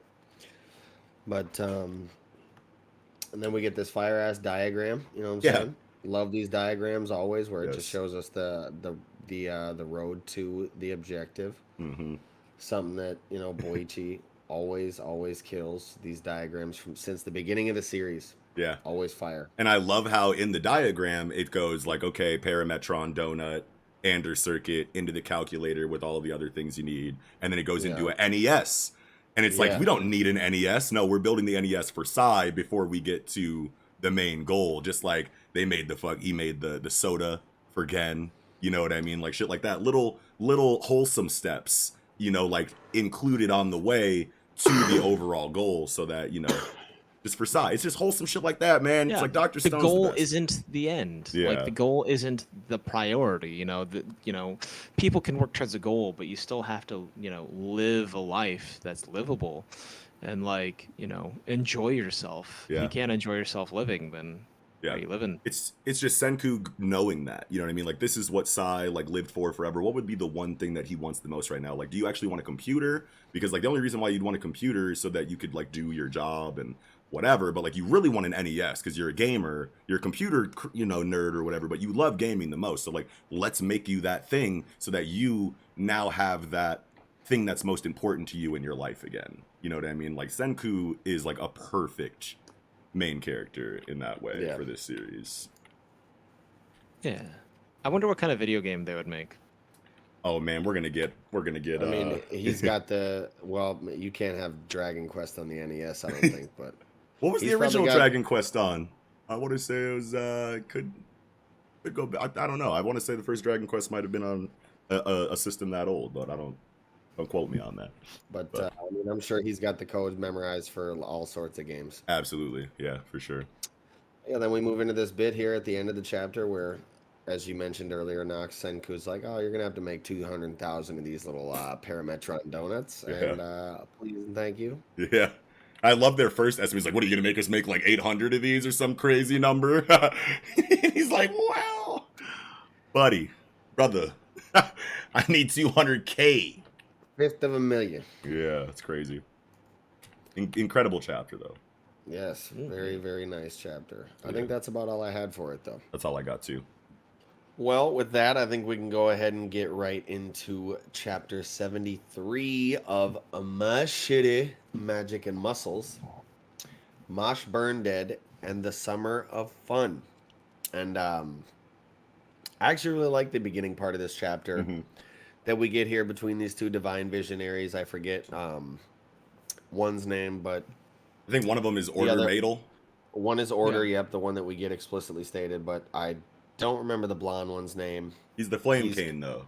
Yeah, he's a little Flaming more sword. kind of leaning more towards Mash's side, I'd say. Yeah. But this moment here, we see Order taking out the mage that was controlling the big giant Cyclops monster. And this scene here does a good job of establishing or keeping the stakes outside of the Innocent Zero situation where, we obviously still have people that don't fuck with Mash, even though he is the one that kind of saved everybody here. Yeah. Yeah. And he's such it a moves bitch. us- He's like, you'd think you'd be swayed by a little show of force. Like, bruh. Yeah. What? And A it also little. moves us right into this portion of the chapter as well, where we get information on government intervention in this situation, which I'm already knowing Kiko is hype as fuck about. Yeah, I bet it. Yeah, for Anytime sure. there's government shit going on in the manga, he's like, "Oh my god!" Blah, blah, blah. But Yeah. And the Official government's story. always got to be so sus, covering up information, not telling the truth about everything that happens, trying to maintain status quos, that might be rooted in something sinister for all we know based on this information. I wouldn't put it past them. Obviously, we know that they're discriminatory against people without magic, but it looks like there's something a little bit deeper there as well, which this chapter kind of gives us. So I'm really interested in that too. yeah, yeah, definitely. There is this moment. Do you think that Orter is tying up a loose end for Innocent Zero, or is he just a guy who has authority and is willing to just execute people because he feels like it? I didn't even think about that. Like, what if he is working for Innocent Zero and he's on Mash's heels as much as he is under the pretense or the guise of you don't have magic, because he's like the only one that's like a super try hard about it. Like the other people inside of the Divine Visionaries were like, yeah, kill him, he don't got no magic, he's being a douche, let's get him out of here. But like he's the one that's like really going out of his way to put his foot down on it and enforce it. And like until we get a flashback or a backstory for him that shows why he's so pro establishment and such a, you know, a hard ass, that's a really cool thought. You know what I mean? That a really cool twist of this would be like, yeah, this is why he's such an asshole. It's because he's working directly for Innocent Zero and wants Mash's body. It just makes me think, because he's like, at the bottom of page 2, he's like, that's the prisoner who's controlling that plan to kill him. ... And just like he's processing it, like, why is he trying to kill him? Like, I mean, if you're a authority figure and you're like, okay, hey, you know, this terrorist cell attacked a school, a large public event, and we found one of the people that did it, I would try to capture them. I would try to pump them for information. Like, I don't know, I would try to hold them. I wouldn't be like, oh, you killed a bunch of people, I'm just gonna off you. Like, I don't understand that mentality, so it just kind of struck me as off. Like, I get it, like manga thought processes. I get it, but like, until the motivations, and that's true. And you could just, you know, chalk it up to, you know, manga logic, like get him out of here, let's kill him. But the logic that you're bringing into it as to why he's so quick to kill him instead of questioning him is really interesting, actually. Despite anime and manga shit, like, why isn't he trying to, you know, inquire on anything in regard to this guy? Like, you think that this is the only person left behind from Innocent Zero's crew, essentially, and you want to kill him instead of talking to him. Yeah, that's definitely very sketchy. Right. I like that they have newspapers in a wizarding world. I like the idea. I like that they float and fly to people. Yeah. Like, I was like, oh, that's whimsical. Yeah, that's that cool, like, Magic series shit that you can't wait to see. Like, how are they going to do little shit like that? Yeah. Yeah, it's those like living world type moments, and I like that. Even though the rest of this like setting for the like pages 4 and 5 are like super dark and ominous and kind of creepy. The Bureau of Magic, I like how it's like super gothic. It's got that austere front. It's like dark foreboding, and it has a ton of eyes. Yeah. Built into its iconography. Like the idea that it's like, this is the Bureau of Magic, we're watching you. Yeah, hell yeah. Good. Wow, great spot there. Yeah. I didn't even notice the eye on it on page 5. Yeah. It's just like, ugh. Like, I bet they scry on their citizens, you know. Illegal crystal ball tappings. You know? Right. Yo. I did also really love this bit at the end of the chapter, though, or through the middle to the ending portion of the chapter, with the lighthearted yet ominous and brooding beach scene where, you know, we get some cool comedy bits or whatever, you know, towards the beginning of this scene with like Dote and the water and the slaughtermelon. Dude, the slaughtermelon is wild. Fire. Love that. Slaughtermelon is That's definitely terrifying. wild. So you're like essentially eating your own blood if you let it get to you. Yeah. You know what I'm saying? You still gotta bust that baby open and eat it. You paid for it. Yeah. Can't waste that bread. Giving it an open, it'll drain the blood right out of you. Yeah. It's like, why would you bring that here? Life is a constant struggle against death. Yeah, and that's funny. Like, I love these interactions between like the main squad or whatever, and I know that we've gotten a couple of like flashbacks, you know, and introspective, you know, stretches of storytelling for a couple of the characters. Like Lance is the one that comes to mind, kind of in regards to like his sister and things like that, and his come up. You know what I mean? Like, we get shit like that sometimes, but for the most times, like all of these outside of action, you know, outside of the characters interacting on the battlefield, the only other times that they really interact is in these wholesome moments that are all like really centered on comedy. We don't get like serious conversations between characters in the crew about their life. You know what I mean? Like all that often, and like we don't. I feel like because it's so comedic that like even though we're on chapter 73 and we like always get moments like these, I feel like I barely know these characters. You know what I mean? Like I like them. They interact well together. They're great friends. We can see all of that on the page. But as far as like, I just don't have that feeling like I've grown with any of them after 73 chapters. Whereas like in a lot of other manga, that aren't gag manga or comedic in in any regard. You're going to see a lot of that more often. And I understand that MASH is a comedy and that you're going to get scenes like these, but the serious aspects of MASH make me think that we're going to get, serious storytelling, in other areas too, you know what I mean? And then one of them is like, I want to feel like I know the cast, you know what I mean? And I feel like I kind of don't, as much time as we've spent with them, I feel a similar way, I'd say, with Lemon and what's the dude with the white streak? We thought his magic was lightning. Finn Ames. With Finn and Lemon, I would say I agree for the most part. Yeah. I do feel though like we've grown with Lance and Dote. And also MASH, obviously. To a certain degree. I'm not saying there's nothing there, but for 73 just because we've gotten some development with them and like some growth and shit like that. Yeah. But as far as Lemon goes, and as far as Finn goes, they've kind of just been like taggers along. I feel like they do need some more good establishment of their character in certain moments and growth in certain moments to make them feel like we've grown with them as well. Yeah, I feel like the story is kind of zoomed out with the introduction of Innocent Zero and like the overarching plot injection, and then like MASH's importance, focusing on MASH, and so like and it's halfway done. The day-to-day confirmed halfway done. Yeah. Dang. So like the day-to-day school struggles of his classmates kind of like zoom out and become more of the background, Sure. So like I feel like their relevance is to the plot at large isn't the focus. Like I feel like if we would have seen, you feel that sort of dilation. If we would have gotten more, in-house school shenanigans, in class, in dorm, school shenanigans, we kind of keep going from conflict to conflict.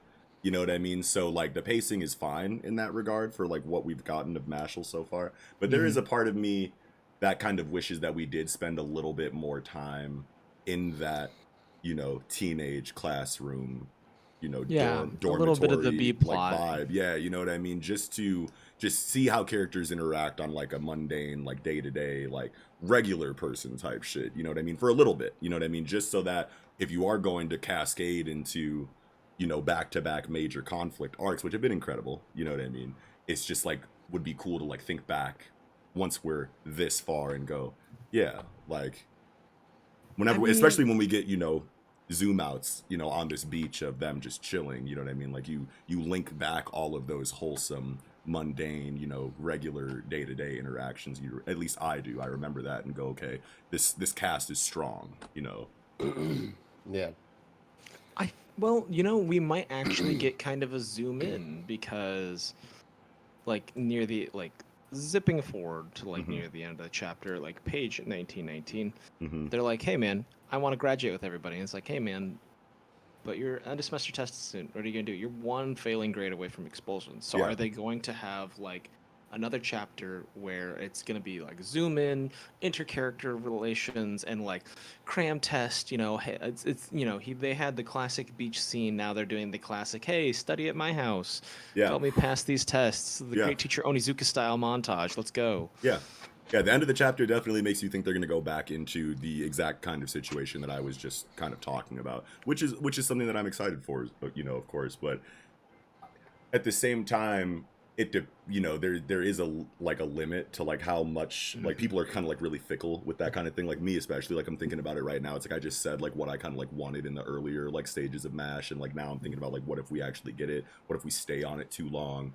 How long is too long? Like things like that. So it's a very volatile subject now that I think about it. But I think they'll have like one episode and be like, hey, we're going to do a little bit of a study montage, and we'll probably splice in like 5 pages of like upcoming plot stuff and then transition into the next big conflict. Yeah, that's cool.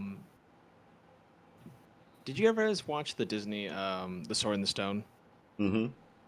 Yeah, like I think the headmaster is just giving off Merlin on vacation vibes. Oh, I think he's giving off big like Izumi or like All Might vibes, So this man is literally just like half a person, right? Because he doesn't have legs and he doesn't have an arm, so he's just chilling, like is basically just like a torso. He's got legs. Does he? If you look at page 11, You can see there's Yeah, he does. He like, does. He next to totally him, does. I and, totally, like, for some reason, I thought he lost his legs, probably He's because just- he usually wears a big gown and you can't really see the bottom of him. Yeah. Yeah, Okay. he looks like he's just lost an arm. Yeah, for sure. yeah. But yeah, I'm totally here for like Wahlberg in that All Might position where he's still really like that seasoned veteran who can give you a lot of information and help, but like he's kind of like A non-combatant. he's out of commission. Yeah. Yeah.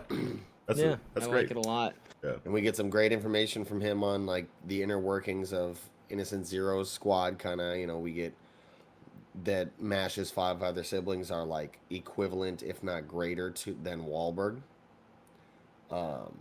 which is crazy to think about. Like, what the fuck? They're basically having like the exact same conversation as like post Marineford Blackbeard talk. You know what I mean? Where it's like, yo, he was already cold blooded with the Yami Yami no Mi, but now he's got the Gura Gura too. It's like literally the exact same situation where he's like, yeah, he had times magic, but now he's got space too. And he's, I was essentially the Whitebeard, like kind of like character too. So there's a lot of parallels you can draw in that way. To like other shonen, not just One Piece. Like we've had Naruto parallels, we've had all types of shit, One Punch Man parallels, obviously. But I think that Mash uses them well, you know what I mean? Like it got kind of like weird in that last arc with like how close it felt to Naruto and like Orochimaru versus Hiruzen, but like it never got like cringy, you know what I mean? Like it was all fine. Like you could see the inspiration, but it did its own thing brilliantly, like Mashle always does. I thought that we've had our complaints about the end of the arc and how weird that felt, or whatever, but inside of the inspiration and the influences, like all of that shit has always been on point in Mashle, in my opinion. Yeah.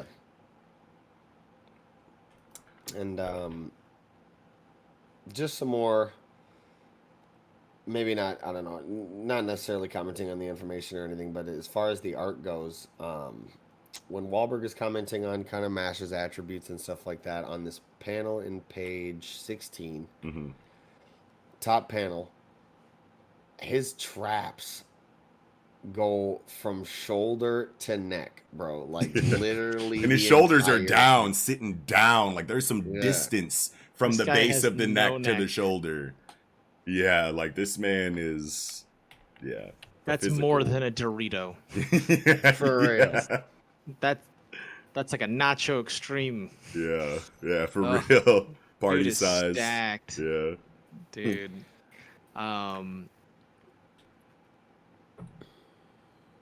also like the last moment where like Finn is just like, that is the least scientific, most unintelligent line of reasoning. Right. And Lemon's just like, I love this idiot. Yeah, he's like, whether I win or lose, I've got a 50% chance. I'm like, well, where's that number come from? And then he goes into like, these muscles don't lose. Yeah, that bumps me up to 100%. And it's like, oh man, meatheads are living off that. They put that in their notes. Himbos, man. Himbos rise. For real. But yeah, then we get the ending part of the chapter here where they're, as you guys commented on earlier, basically saying you're about to fail out. Yeah. Come on, dummy. I don't know what the fuck you're doing. Yeah. You got to get it together. Do we know of any like book smart, like bookworm, you know what I'm saying, like potential tutor, for Mash? Is there a character like that in Mashle where they're just like top marks in everything mental about wizardry, but then like maybe like low scores on physical stuff? Yeah. I mean, we could get one introduced. This I'm would trying be to a think very of like opportune potential time for future dynamics inside of the crew. True. Yeah, because I mean, like if we are gonna go back to like school stuff for a while, and like Mash really does need to like pass, or he's going to flunk out, it's like, well, we know he's not going to, so it's like, how is he going to pass that? Questions. Like that. He might get tutoring from an upperclassman and like maybe one of the more sympathetic visionaries. Just like, you know what, I want to see this happen, mostly because Order's a dick, and it would make him really mad. Yeah. For real. I could definitely see that kind of like upperclassman pettiness. Just to be like, no, fate of the world doesn't matter. I want you to annoy one guy by succeeding. Yeah. Well, other than that, I'm pretty much tapped. That's about all I had for Mash as well. Yeah, I'm good too. Alrighty then, with that, I think we can go ahead and jump right into chapter 302 of Black Clover. Convergence of Hope. And something I liked about the beginning part of this chapter was just this picture magic spell that we get from Real, the Master of Valhalla. Yeah, I think fire. the artwork on this panel is super fire with the tornadoes being conjured My and man these Odin. and big Odin Big vibes Odin. on them, bro. Come on, Yeah. man. Look at that man Hold chilling. on. And we get the dialogue from Yeah. Real as well about how he needs to do as much as he can to support them in taking out kind of the fodder ads because Charlotte and Noelle are really the most important people in this situation as far as dealing with Megicula. Yes.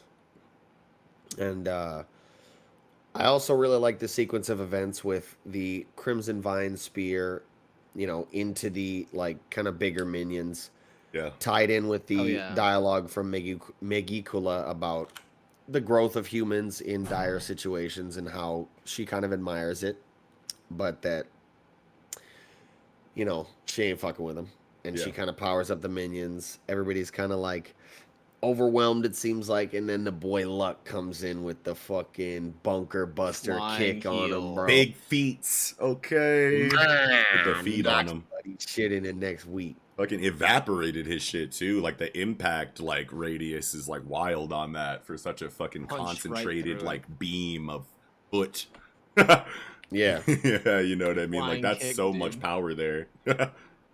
Yeah, this chapter to me seemed like a series of power moves, but then I had to like kind of remind myself that like they're operating within like the Deus Ex Machina that like Rill conjured, so like Right. they're not taking damage, and so like part of me thought, I was like, wow, like if you're impervious to like harm, I feel like you could definitely like power through mana exhaustion Sure. and like just throw out all the power moves, full stop, no like hesitation, because they're basically like, it's almost like they're doping, like they're Right. using 100% of their brain or 100% of their muscle ability, Yeah. to create like all this explosive power. I'm trying to remember because if they of, like, specifically Rill's- said. Sorry to cut you off, but I'm trying to remember Yeah. if they specifically said that that they are impervious to damage while Twilight Valhalla is active. I thought it could have sworn he Yeah, just said it like essentially- we can't die, you know what I mean? Like, and then we'll take whatever damage that we take at the end. But I think they can Yeah. still, They're take taking damage. it, but they're Yeah. not Well, taking it it. says- It's it a says take- damage postponal. Yeah, almost. so like Mitigation? they're not feeling it, and then it's just stockpiling on the edge. Oh, sure, until sure. the spell ends, and then it comes slamming at them all at once. Yeah. So that's kind of why I got that kind of vibe from that, because I was Yeah. like, this is a lot of power moves when they were kind of struggling to like maintain spells. Mhm. It's almost like a Silver Foxy Fox kind of thing without the actual slowing. You're just like accumulating this damage over time. It's not affecting you in the moment, but then it all blasts you as soon as the spell ends, type shit. Yeah. Yeah, So, especially with like they're going to Gacha. sustain massive damage at the end of the fight, pretty much. Right. It's because like the Gaja scene kind of like really solidifies that kind of feeling for me. This Gaja situation is weird as fuck, bro, because it's like, okay, I understand that, like, most likely what's going on here is Twilight Valhalla is keeping him alive so that he can keep fighting. Has to be.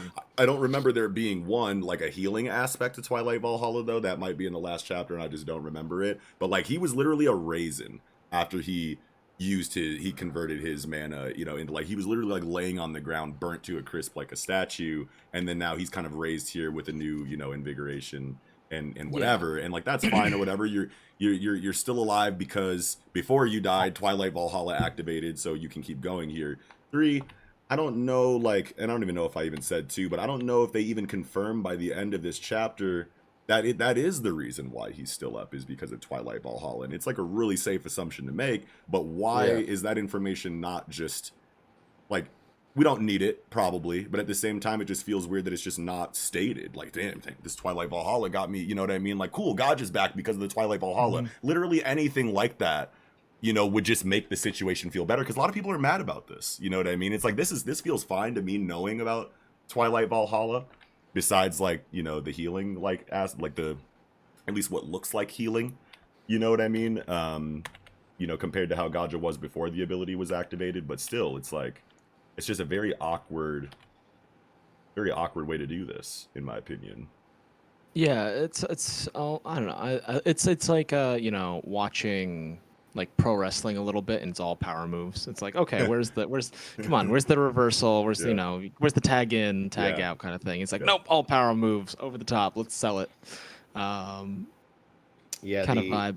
I like the spread, like the big like twin the flashes as drastic they 10 just and like 11 double page spread. Mhm. It's the best spread in Black Clover. It's at least my favorite spread in Black Clover, period, up to this point. This is like one of the best pages I've seen in Weekly Shonen Jump in a long time. Like, the perspective is crazy, the depth is crazy, the shading, the particle effects, It's precise. yeah, you know what I mean, the layers, you know what I mean, of everything. Like, everything about this is crazy. The kanji The behind intricate the shit. runes drawn up top Yeah, and shit. Yeah, everything the kanji behind it. Yeah, Oh. everything about this is incredible. Actually, I think that's katakana, but still, like, holy moly, you know what I mean? Yeah, no, Like, this is a really good one Yeah. for Black Clover. I thought that it was like this captures a lot of the feel. Like if you're like, hey, sell me on Black Clover, I'm like, all right, here's one of the scenes. Like, yeah. Man. Yeah, this page is drastic. Yeah.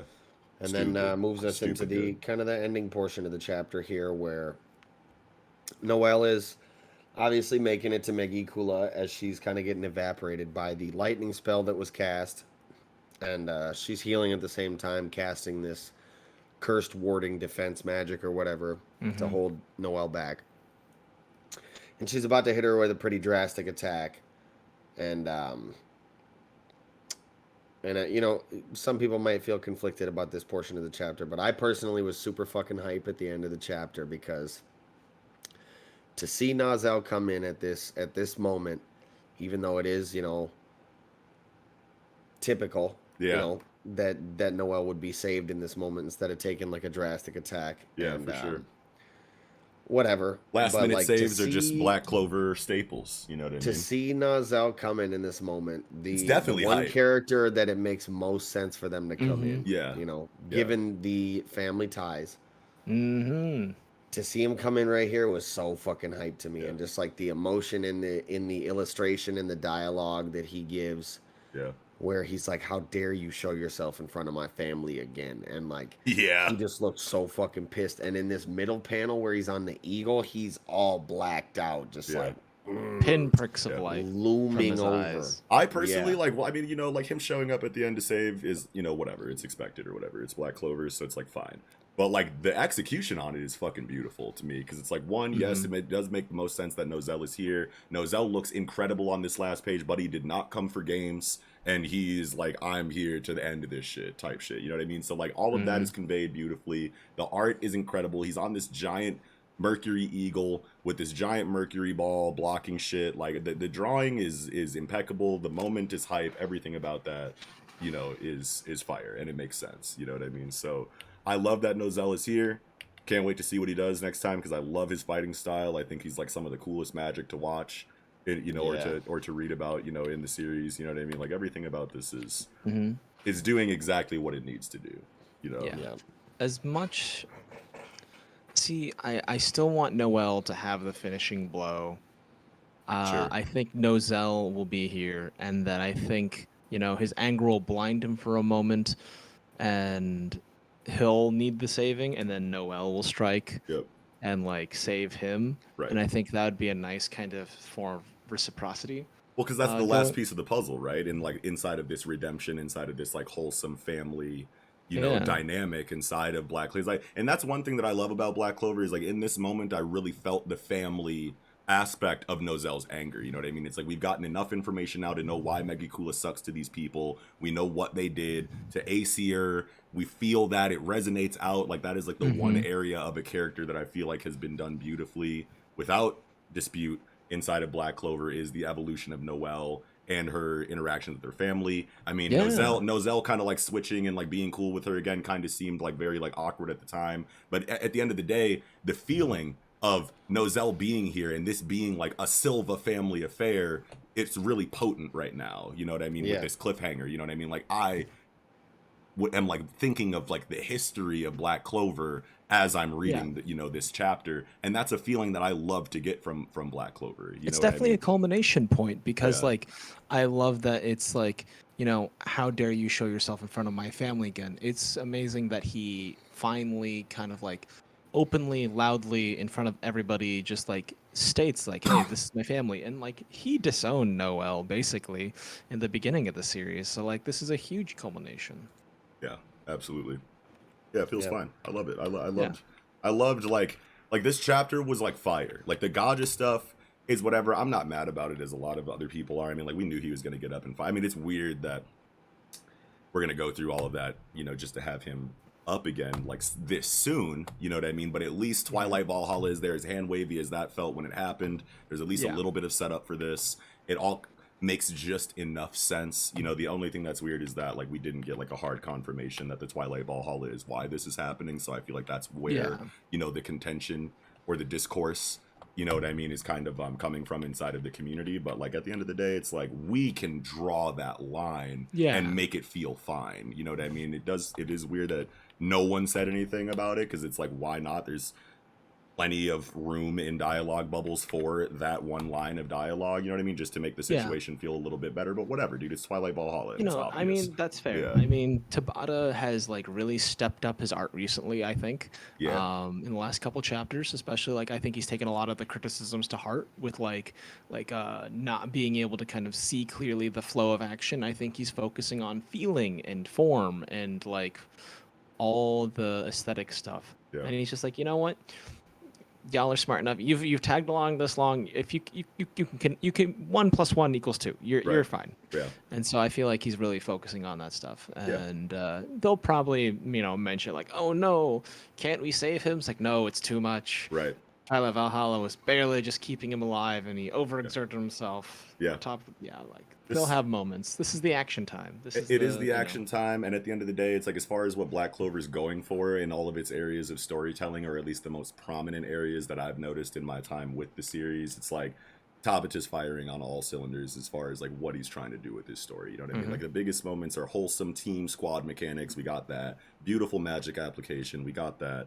And the family stuff inside of Noel and the Silva house is really resonating, regardless of what you want to say on the technicalities of the storytelling, and like whatever criticisms you have inside of that is fine. But the feeling is there. Tabata can evoke the emotions he wants, in his scenes, and like that, it seems to be one of the most important things to him. So if he's doing that correctly, then he's doing everything right. You know what I mean? So there's nothing wrong with letting yourself be carried by your own strengths. Right.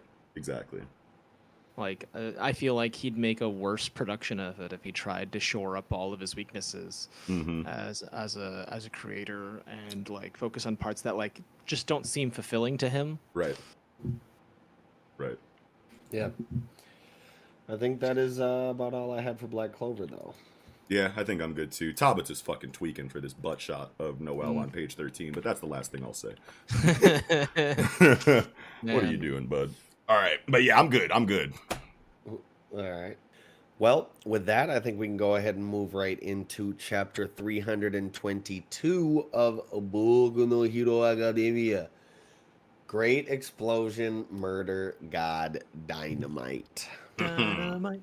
And I loved the first page of this chapter. Yeah.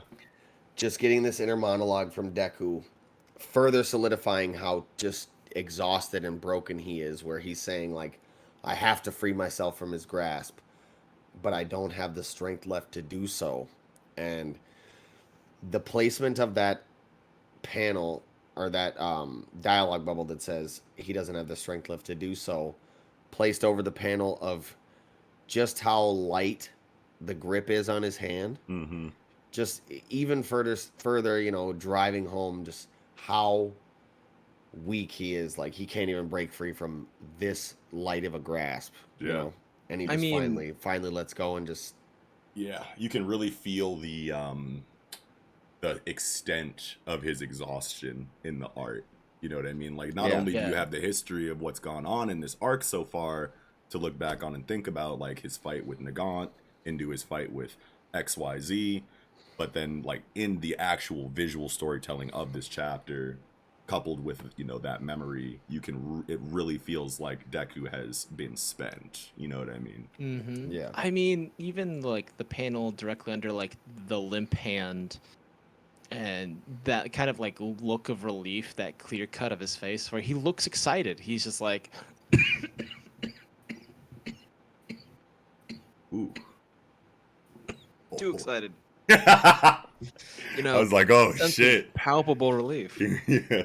And then he's finally allowing himself to cry all the tears he's been holding back. Yeah. Yes. Yeah. Yeah. He's like, fuck it.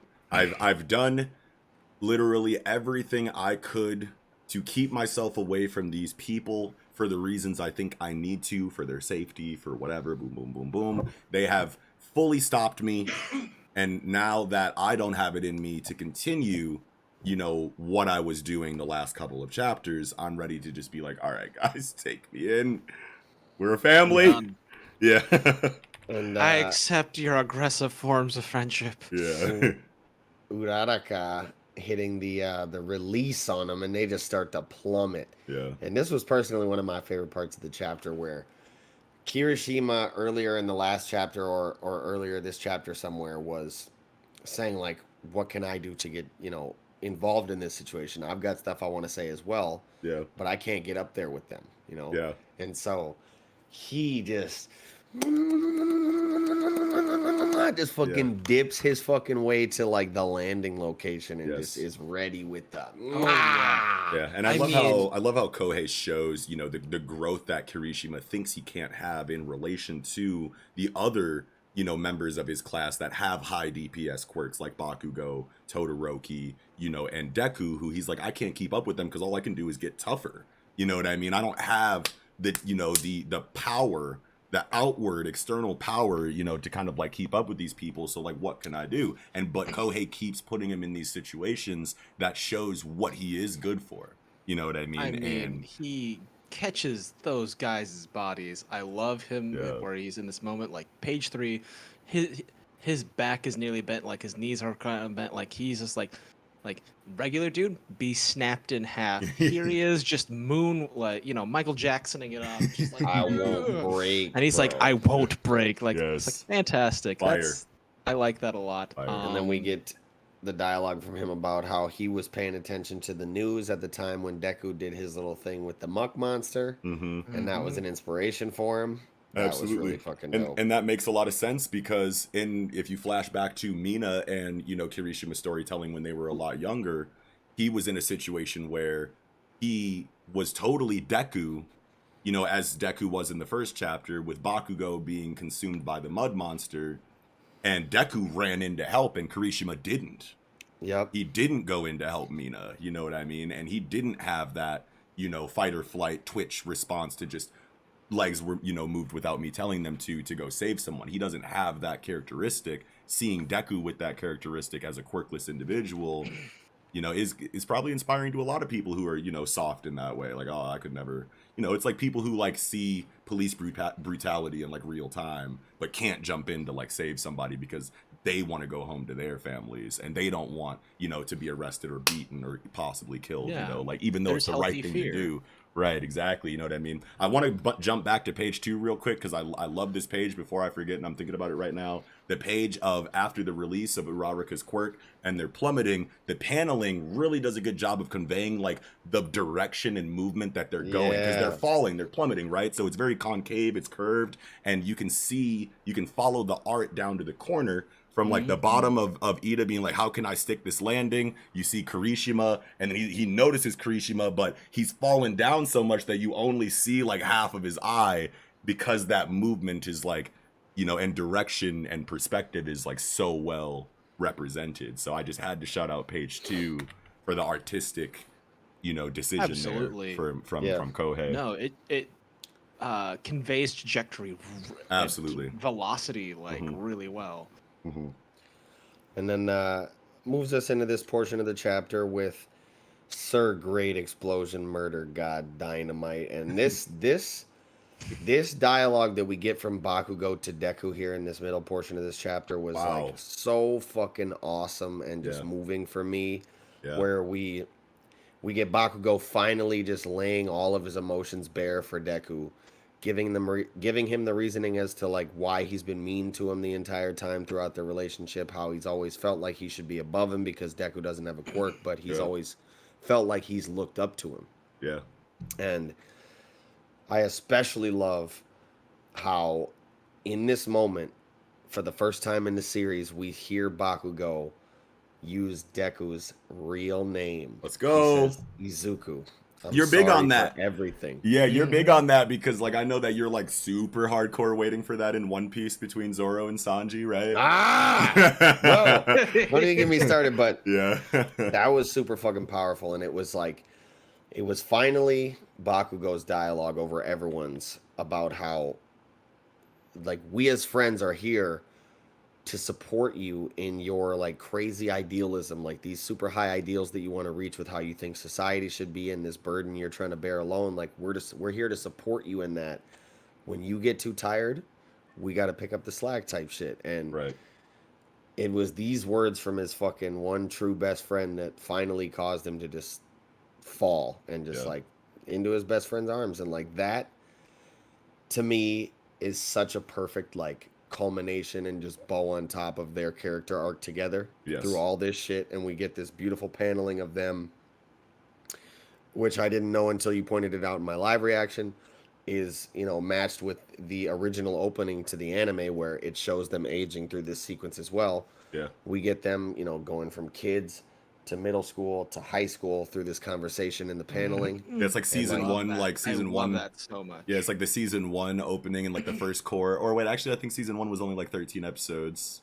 I think it was only a 1 core season. So yeah, opening 1, I think is the one that it was, and it's literally like, it has to literally be trying to copy that opening because it's literally like the exact same aesthetic, dynamic, like the way that it shifts, the way that they're facing each other, like it's all pretty close, you know what I mean? It was definitely on purpose. I just liked it because it really just emphasized the idea that you know, Bakugo's speaking, looking at him, and like speaking like, you know, things from the heart, and like the idea of like all his like, I don't know if calling it trauma is the right thing, but like all his hang-ups were formed from like formative moments in his youth. So like, you know, he's speaking from the heart, speaking from the child at heart, and like he's, you know, being honest from a place that he was throughout their entire friendship and like, or relationship, even if you don't want to call it friendship, because that's fair.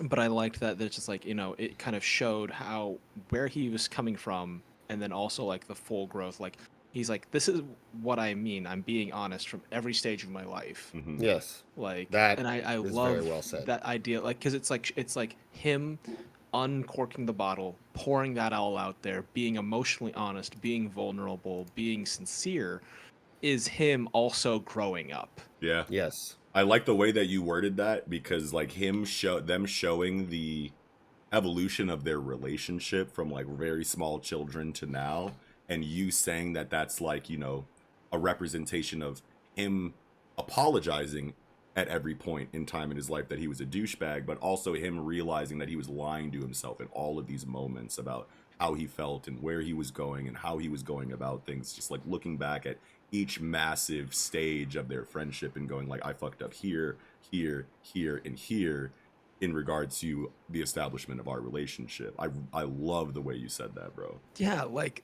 that's growing up, and the final stage is given half a page, Yeah. a whole page 8, just like, I'm sorry for everything, like straight up. I'm thinking thumbnail for that growth. one. That's growth. Beautiful, like just artistic touch on that panel with the all whited out background, raindrops falling, just the such. And another artistic touch that I really liked as far as going through the paneling of this conversation of theirs is how at the top you see Deku, ghostly white eyes, and then as he's a kid, you see these, you know, these same ghostly white eyes as this really heartfelt dialogue from Bakugo continues on.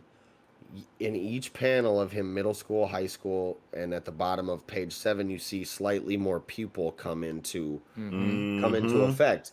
Fire. And it's just him bringing Deku back more and more, and then it culminates to right after he says, "I'm sorry for everything." Boom, full pupil. Deku's back. You know what I'm saying? Wow, like, I have the goosebumps right now. That's incredible. Yeah, no. That's an incredible Great spot, ending. bro. Wow. and then he falls into his arms after that, and it's just. I did I not liked- notice the return of the pupil throughout the paneling. That's beautiful. Yeah, Incredible like spot.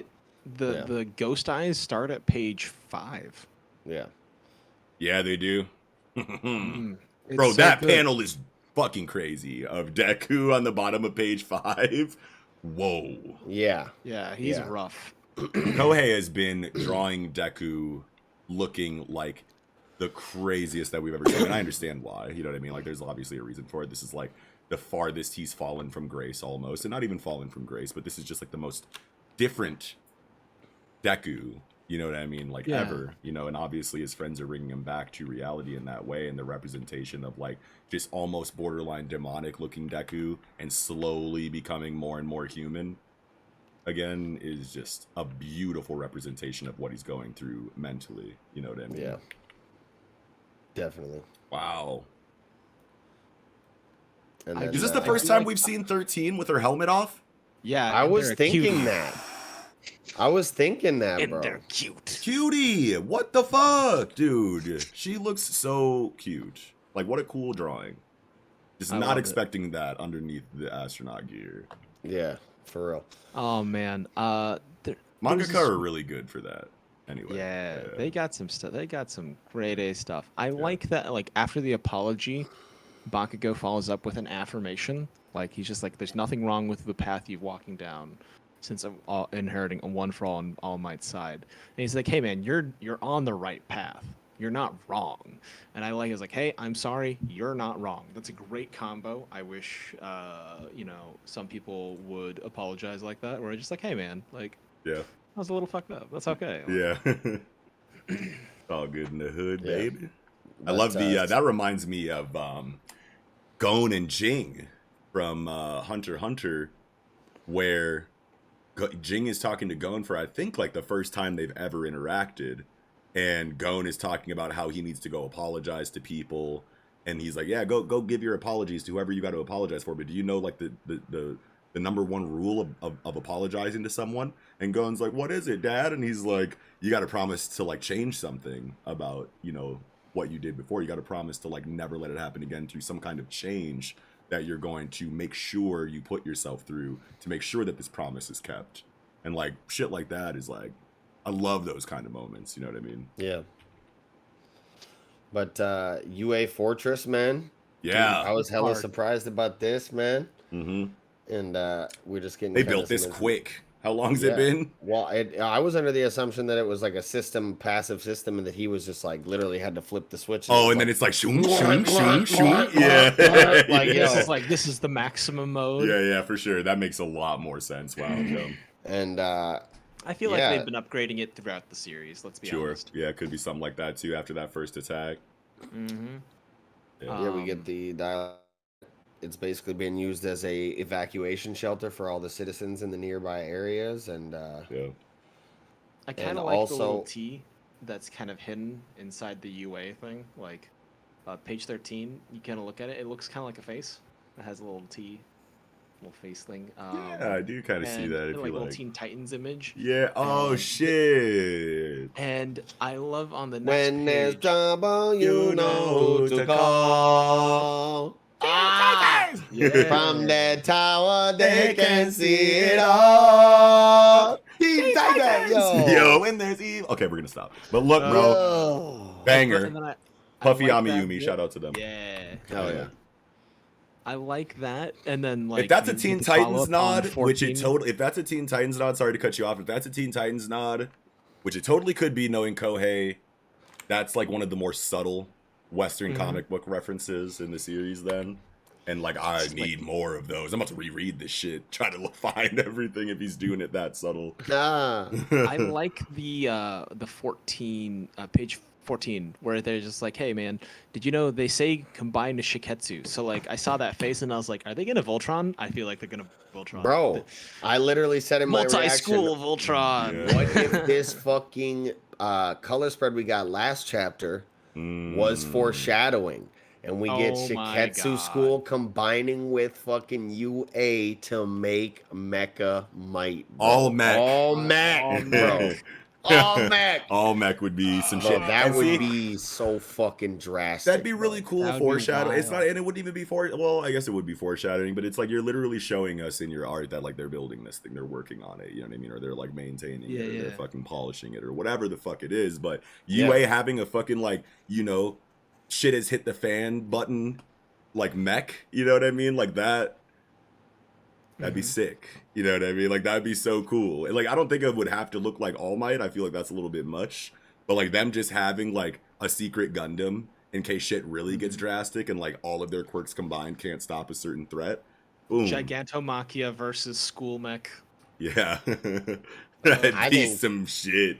I That'd think be for amazing. UA, it almost has to look like All Might.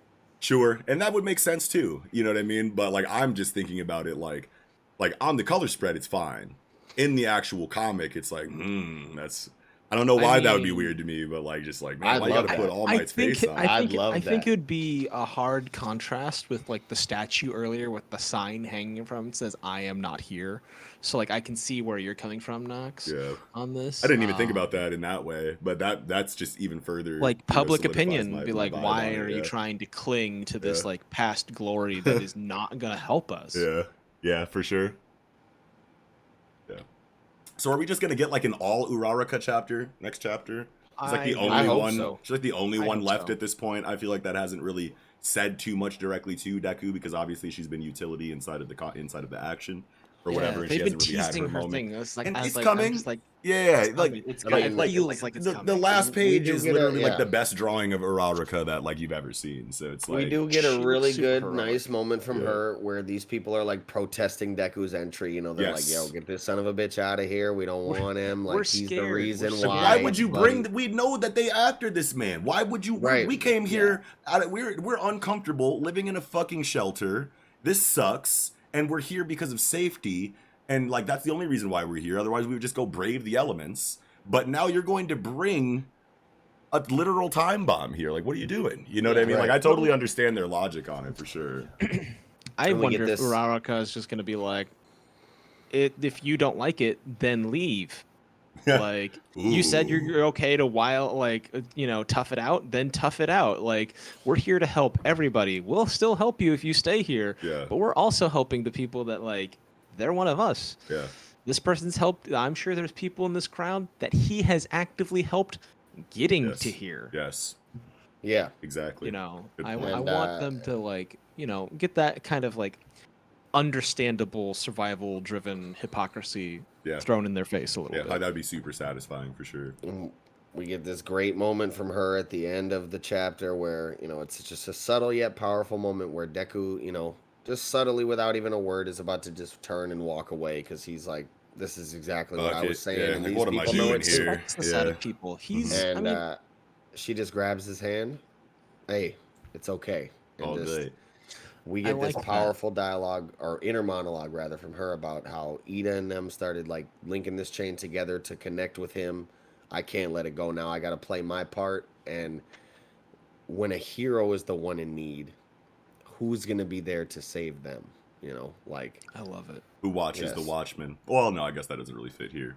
I mean, But yeah. it's- I mean, that fits. I mean, who watches the Watchmen is more so like who polices the police. Yeah. And this yeah, isn't I really mean, like not the that same kind of metaphor. situation, It would yeah. be like who takes care of doctors, Yeah, who heals the healer, yeah, exactly. who listens to the listener, kind Mhm. of thing. Yeah, definitely. I really like, and with all these umbrellas and stuff, I really hope she just like Mary Poppins her way over them, just like Hey. nope, and she's like gonna like pick them, like her and Midoriya, they're gonna hold hands. It's gonna be sweet. They're gonna go up. She's gonna give like a heartfelt thing, very tender moment, and then like just come back and like turn around and be like, "Hey, motherfuckers, you ain't shit." Yeah. By the You way, ain't shit. y'all are terrible. By the way, we never said you had to stay. It's fine. Right. He We said trying to that. help you. We're trying to help everyone. Okay. Yeah. Okay. No. But I like how there's really logic like on both sides, even when people are being irrational. You know what I mean? It's like, yes, they're going about it the wrong way, literally like forming an angry mob and yelling at this child who just saved a bunch of y'all's lives. Like, y'all are wilding for that. But at the end of the day, it's like, yes, you brought the villain who is the entire reason all of this is happening wants this person, and you just brought that person here where we're all hiding out to be safe from what's going on outside. You Yes. brought us a lightning rod for trouble. Yeah, exactly. Like, that sucks for them, you know what I mean? And like, they have families to think about, they have kids to think about, you know what I mean? Like, there's logic there. But at the end of the day, it's like, we definitely want someone to be like, shut the fuck up. It's fucking Deku. Go fuck yourself. Yeah. You don't understand. You haven't been here for 330 chapters. You know what I'm saying? Like, Yeah, let my man cook. You know what I'm saying? He's tired. Let him go to bed. Fuck Let him you. Yeah, go to no, bed. Get some of that. I love the lead up to this where like I kind of like page 14 you're like, no, I can't come back, and they're like, what's all that noise?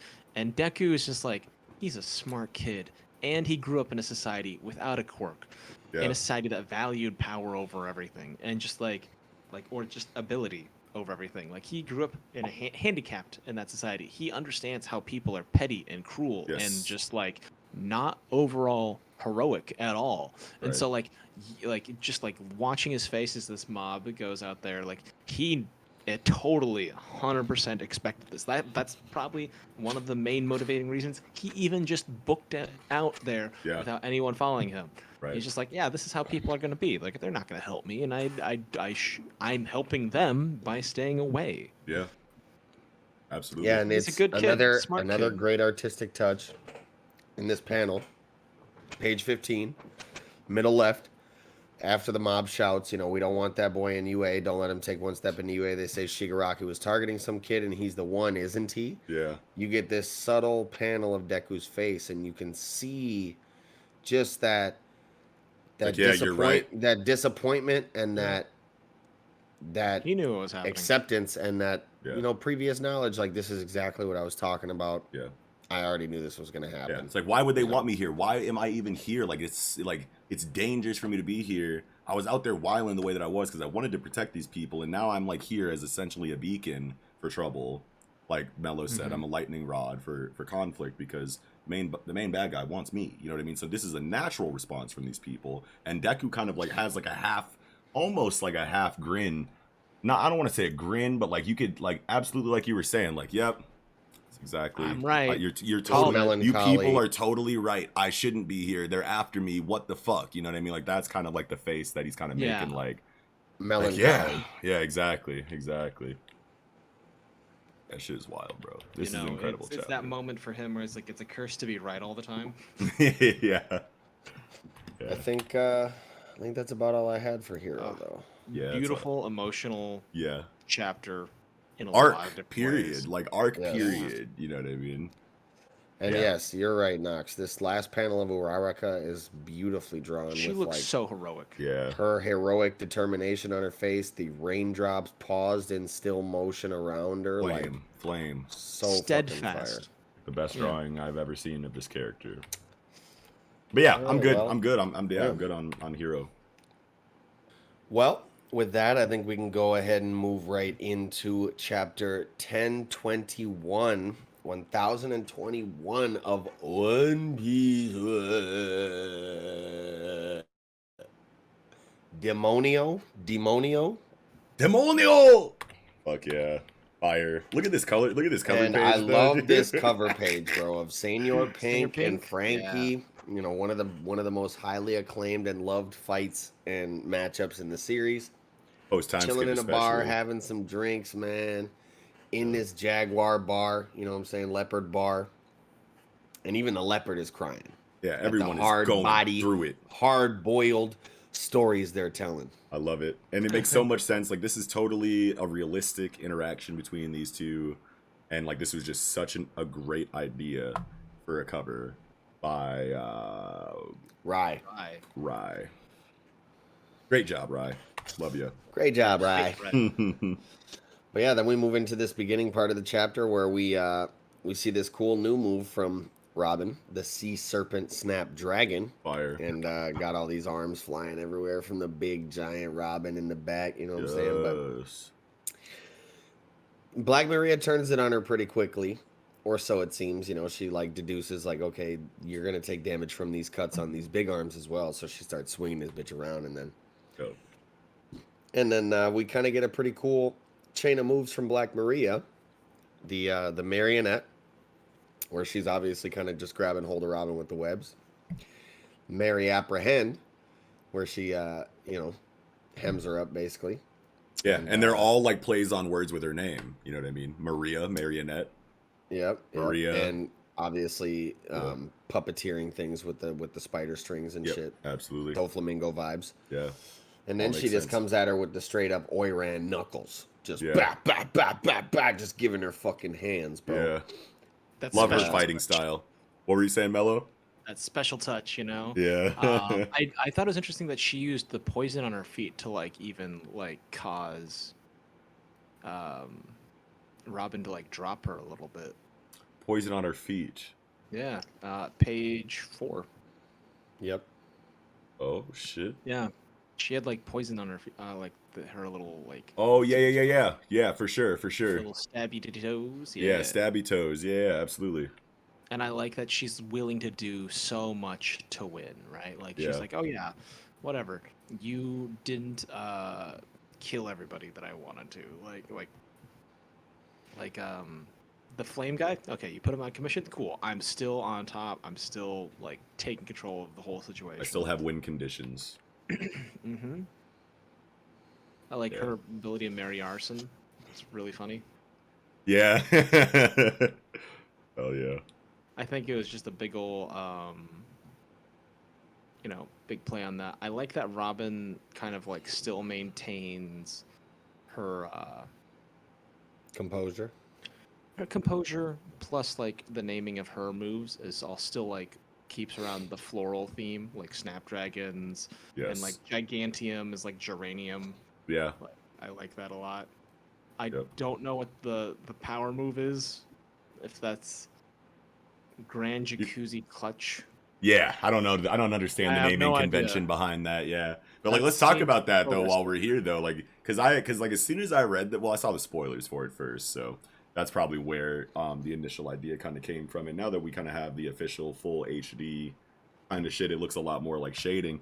And especially because someone pointed it out in your live reaction at like the peak of my hype that this could potentially be armament hockey. Because that's what I thought at first. I was like, why is it so dark? Why is it so black? Like, it makes a lot of sense that since Robin was under the wing of the Revolution for 2 years straight, and that's obviously, you know, the Revolution has fighting styles that incorporate armament hockey a great deal. And since she was directly under Sabo and Koala and Hawk, which is just amazing information to get confirmed, we all knew that this was kind of the case with Robin, but we just hadn't seen, you know, into that situation at all until right now, for real. So it all makes sense there, but like, it makes even more sense that it would be like an armament hockey related situation. You know what I mean? Because one, it's drawn the way that it is. Two, it is a very big armament. You know what I mean? But I don't think that that's actually Robin's body, right? Like, isn't that or No. maybe it's not actually Robin's body. So the way that I kind of looked at it was like Gear Third, Giganto, you know, pistol coated with armament. You know what I mean? Like, they're like, you know, because Robin and Luffy both have paramecia devil fruits that are related to their body a great deal. So it's kind of just like making a bigger body part and then coating it the same way Luffy does with, you know, elephant gun or whatever the fuck it's called. You know what I'm saying? So that's kind of like where I went with it. Someone in your live reaction, Eagle, said that like it's probably just shading because she's naked. And I was like, God damn it, that makes a lot of fucking sense. Go fuck yourself, dude. I was like really excited about the hockey thing. But like, and like either way, it's like fine. But I think it would be so fucking cool if this was a giant hockey stand from Robin. Yeah. I feel like it could easily be. I Yeah. like it a lot. I was wondering, it's like, oh man, like how does she mimic those body parts to create the, you know, the demonic effects like the wings and stuff? And I was like, you know what, I'm not gonna. She does that. No, she does that. She remember in Thriller Bark was the first time she'd ever used her wing technique that literally sprouted, you know, bird style wing. Like, you know, you saw the hands go But they're up a and bunch just of make the hands shape. Yeah, it's still a bunch of hands. They're just like so, you know, small and formed together and tight that it like makes whatever shape she wants. Okay. You know what I mean? I like that. Okay, Yeah. I can vibe with that. But I was like, don't have like the greatest like long-term memory. So Right. And that was a So- long time ago. You know what I mean? This could So- be an illustration technique to make it look more clean in the sense that it does really look like a demon now from far away. You can see it. It's got some shadow to it. But then when you get close up, it'll be comedic in the sense that like you'll be able to see all these hands and shit tied together. For the wings at least, but Yeah. she also can make a perfect clone of herself with Right. no like hand aesthetic. It's just So advanced. Right. Like she's advanced. Yeah, she's just like sprouting herself instead of Yeah. just a body part. Oh man. Speaking of like advancing techniques, I love the orchestra slice where he's just like, yeah, this blade is just like done in a pattern, almost like Yondu from Guardians of the Galaxy, where Oh, he's just, shit. zipping along. But he's Yeah. doing that with the sword, and I'm like, wow, that is some wrist strength. Yeah, like that's really cool to make the what is this Precision. note? What is it? It's not a treble clef. It's a treble fucking- clef. It Yeah. is a treble clef. Okay, because that was the first thing that came to mind when I saw it. But that is cool. I didn't think about it until now, Mello, that he was actually slashing his sword in That's the what I shape thought of the the whole treble time. clef. I was hoping that's that. tight. That's super tight. And I'm just like, man, like It's so Zoro. obvious too. Yeah. It's like the Mask of Zorro, eat your heart out, you know? Yeah. Yeah. Hell yeah. I But love jumping back a little bit to Yeah. this flashback. Yes. Oh my god, this shit hyped me up with Robin and the Revolutionaries. We get Yes. Koala and Sabo, Hack, teaching Robin, general martial arts, palm strike, shit like that. And then Yeah. also Gyojin Karate. Yo, like Mm. Robin with fucking Fishman Karate, bro. When I tell you, is when gonna when be she so said fucking major. Milfleur, Gyojin Karate, I was like, bro, I was I can just hear it in so Robin's voice actor too. Yeah. Mirafleur, Gyojin Karate. yeah, dude. Yo, Can't wait to hear her Like- say that. and you already know, bro, like, what better fucking person to have on the crew? Like, this is, eventually, you know, when Jinbei sees her do some Fishman Karate shit, he's gonna Hey. be like, oh shit, Yeah, I see you. he might And already what- know. He might already know. What better Yeah. person to help her improve her Fishman Karate abilities and general martial arts capabilities than first son of the fucking seed Jinbei, the literal like top fucking dog we've seen as far as Fishman Karate, like Oh, you. man. known to be the number one. Yeah, and there's a there. I mean, okay, so like we know that like the crew, it's been pretty fast paced as far as like arc to arc conflict goes, and we haven't gotten a lot of like on the ship, in the dorms, like kind of like interactions from the Straw Hats, even though they have been traveling throughout the New World. And Jinbei kind of just got back, you know what I mean, like this arc. Yeah. But I feel like there's still a lot of off-screen interactions where like they've had plenty of time for Robin and Jinbei to have any kind of talks, especially like in preparation for war. Like Jinbei and Robin are relatively close, you know what I mean? Like they could totally have had an off-screen conversation where it's like, yo, before we go into this shit, I should let you know I was with the Revolution. I was with Hack, your homeboy. You know what I'm saying? I was with Koala. You remember her? Like, I got Fishman Karate. Like, what's cracking? Like, they could have totally talked about that already. I want to say before. So, but that would be a really cool scene if she fucking used it in front of him and Jinbei was like, "What? Okay." I really want to see Yeah. the What's your, giant version of the brick breaker fist. Oh shit! Like a supersized version of that. She's like, and I take down this building. We are definitely getting that. Oh my Yeah. god! And that's gonna be like so crazy. And I- Samehada Seiken. And if they like, and if they Yo. bond over Fishman Karate, then that's definitely happening. Yeah, dude. What's your favorite Fishman Karate move as long as we're on this topic? Man, I mean, like, it's probably the Samehada Seiken, or whatever the You fuck like that Jinbei's, Samehada? whatever, yeah, whatever, you know. Well, I like the fucking. Samehada Seiken. You want to know what? You want to know what my favorite one is? It's The the fucking ocean crazy current title shoulder shoulder throw. throw. Yeah, absolutely. When he fucking. I love this. Tonzai! Yo, that Yes. shit is so fucking hype. And that's the Ogi too. He said, Yeah. Gyojin Karate. Ogi! Kairi! Ponzia! Yo, that's how he I just fucking like threw Luffy throwing up onto people. the fucking Yeah. shore with I'm the a sucker admirals for with a the dude log and throwing shit, another bro. dude. Like, Yeah, that shit was crazy. What'd you say, Mello? Oh, I'm always psyched for throws, like power throws are throws. Great. Throws are great. Like throwing cars, throwing people, whatever, throwing ships, always fun. Like I always like the characters that can like pick up a cart and just throw something at someone. Right. Love it. Hell yeah. Sucker for it. Yeah, upgrade that to tidal waves, and it's a whole new level of hype. Shit, But the ocean spear is tight as fuck too, man. We gotta get off. Oh, wait. My favorite one is Vagabond Drill. I don't know. I'm pretty sure. Yeah, like the shark skin into the Vagabond Drill was like the tightest fishman karate shit that I've literally ever seen. That's the one for me. Or going back to the first one we ever saw from Jinbei in Impel Down, when all the prisoners are rushing him and he just hits them with like the 50 brick fist or whatever. Yeah. And like he's just standing like this, they're all running at him, and all of a sudden shit starts to like slow down. Yeah. And then they're all just like, yeah, like fire. they're blown away, bro. So I fire. love that. I feel really vindicated on the next page on like page 16 Let's see. because I called it. I told you that mud man, he had pockets in him. Yeah, you He did was say a that. storage Yeah, larder. we I called it. definitely all were on board with the speculation that Yeah. Caribou was going to have stockpiles of food inside of him that he was Absolutely. going to give to Luffy. Yeah. That was a And pretty as safe chaotic assumption. as That was a great call. unpredictable Yeah. One Piece is, I'm taking that one. I don't care if it was low hanging fruit. I got it. Oh, for sure. Yeah. I feel like a lot of people And, came to that conclusion, but it was still cool because I don't think that I had really thought about it too much before the review. You know what I mean? So like, yeah.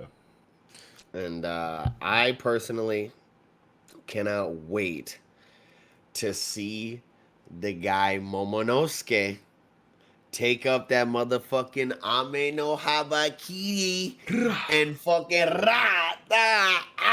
Yo, I hope. I mean, he might not do too much, you know, because like I was saying in my review, or not my review, but my live reaction. Yeah.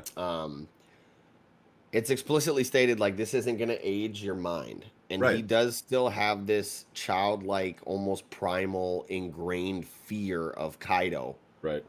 in his head. So even if he does get aged to an adult Yeah. and he goes up there, there still could, you know, there's most likely going to be this degree of mental trauma he has, and he's going to have to like fight to overcome this Right. huge fear he has of Kaido. Even, you know, an adult body could make him more confident, but like his sword training is still pretty, at the end pretty of the day, rudimentary. He's right, not right, a right. sword master by any means. Yeah. So I don't think he's really going to be able to do too much in this fight. Yeah. And he doesn't need to do a lot. You know what I mean? And I was Maybe He talking just he'll- needs to get Luffy there. Well, That's- Maybe one- he'll like age yeah. and look stunningly like Odin, and like all of a sudden Kaido's about to Yeah. be like, oh my god! Ah. Yeah. See, like at the end of the day, yes, he if he does get turned into adult, it's just going to be in the physical sense. He's not going to become this wildly capable swordsman. He's not going to become this wildly capable devil fruit user. But the thing about Zoans is that, like, do you really need to be like super, like, there's not as much technical application to your fruit as far as like in comparison to Paramecia and Logia. You're literally just a big buff animal version of yourself that has access to, you know, like things like poison if you're like a snake or something. Like, you get like little technical things here and there, but it's not like something you really have to practice too much. So I feel like Momonosuke being on, you know, the rooftop with Kaido, like, obviously he's not going to thoroughly box this man, but like if there is any kind of clash at all, one, there's potential for a beautiful double page spread there.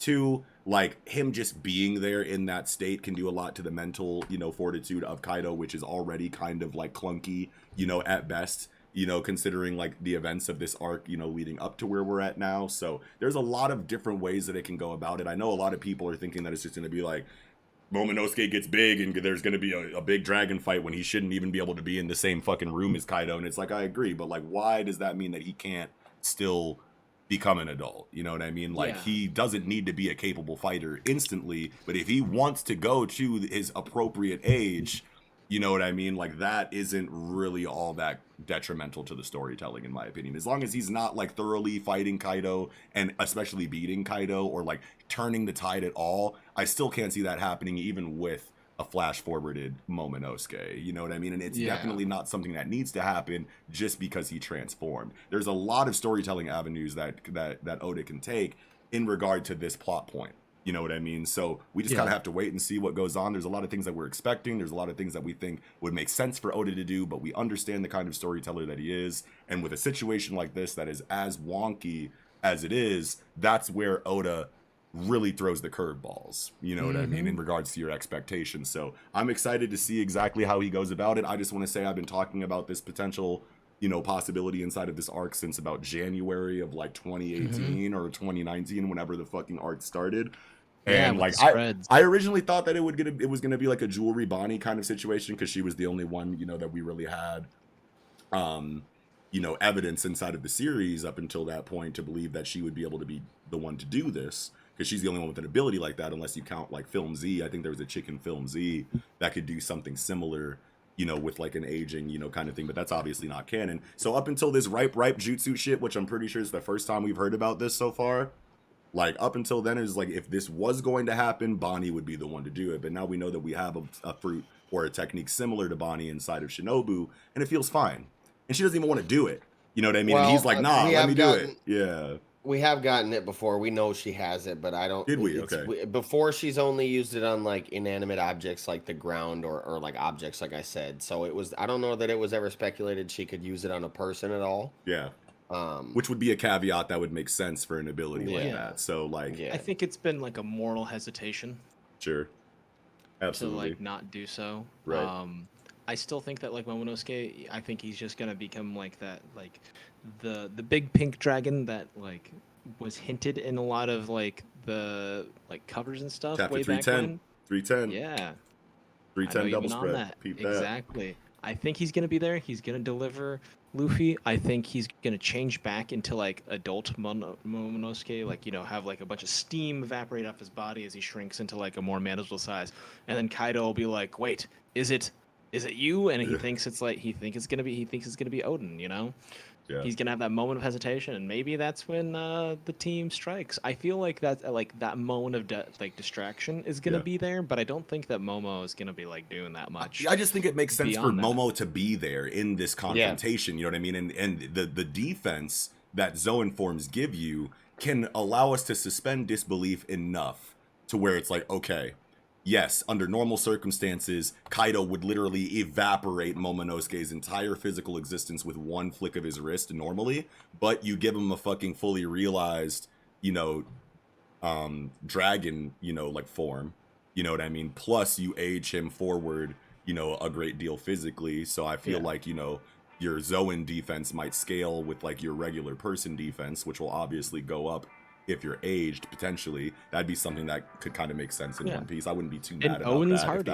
if that was an explanation that we got. So like, he doesn't have to fight Kaido, he doesn't have to beat his ass, but if he goes up there and like witnesses the events that are taking place and gets smacked around a couple of times, we can believe that he could survive something like that because he's in his own form. And if that's all that Oda wants to do with him inside of that confrontation, and he just wants Momonosuke to be there, because Momonosuke should see the defeat of Kaido. He should see the victory of Luffy. Closure. He should be there when Kaido is defeated, because if he's playing any kind of role in that at all, it's going to solidify Momonosuke as the new daimyo, shogun, whatever he needs to be by the time Wano is over. It makes a lot of sense in that regard. We'll see how Oda wants to do it, but like, I have really high hopes for it. I'm ready to see. Yeah. I'm firmly in your corner on this because like Momosuke has been set up to be considered the spirit of Wano. Right, like he needs his character arc.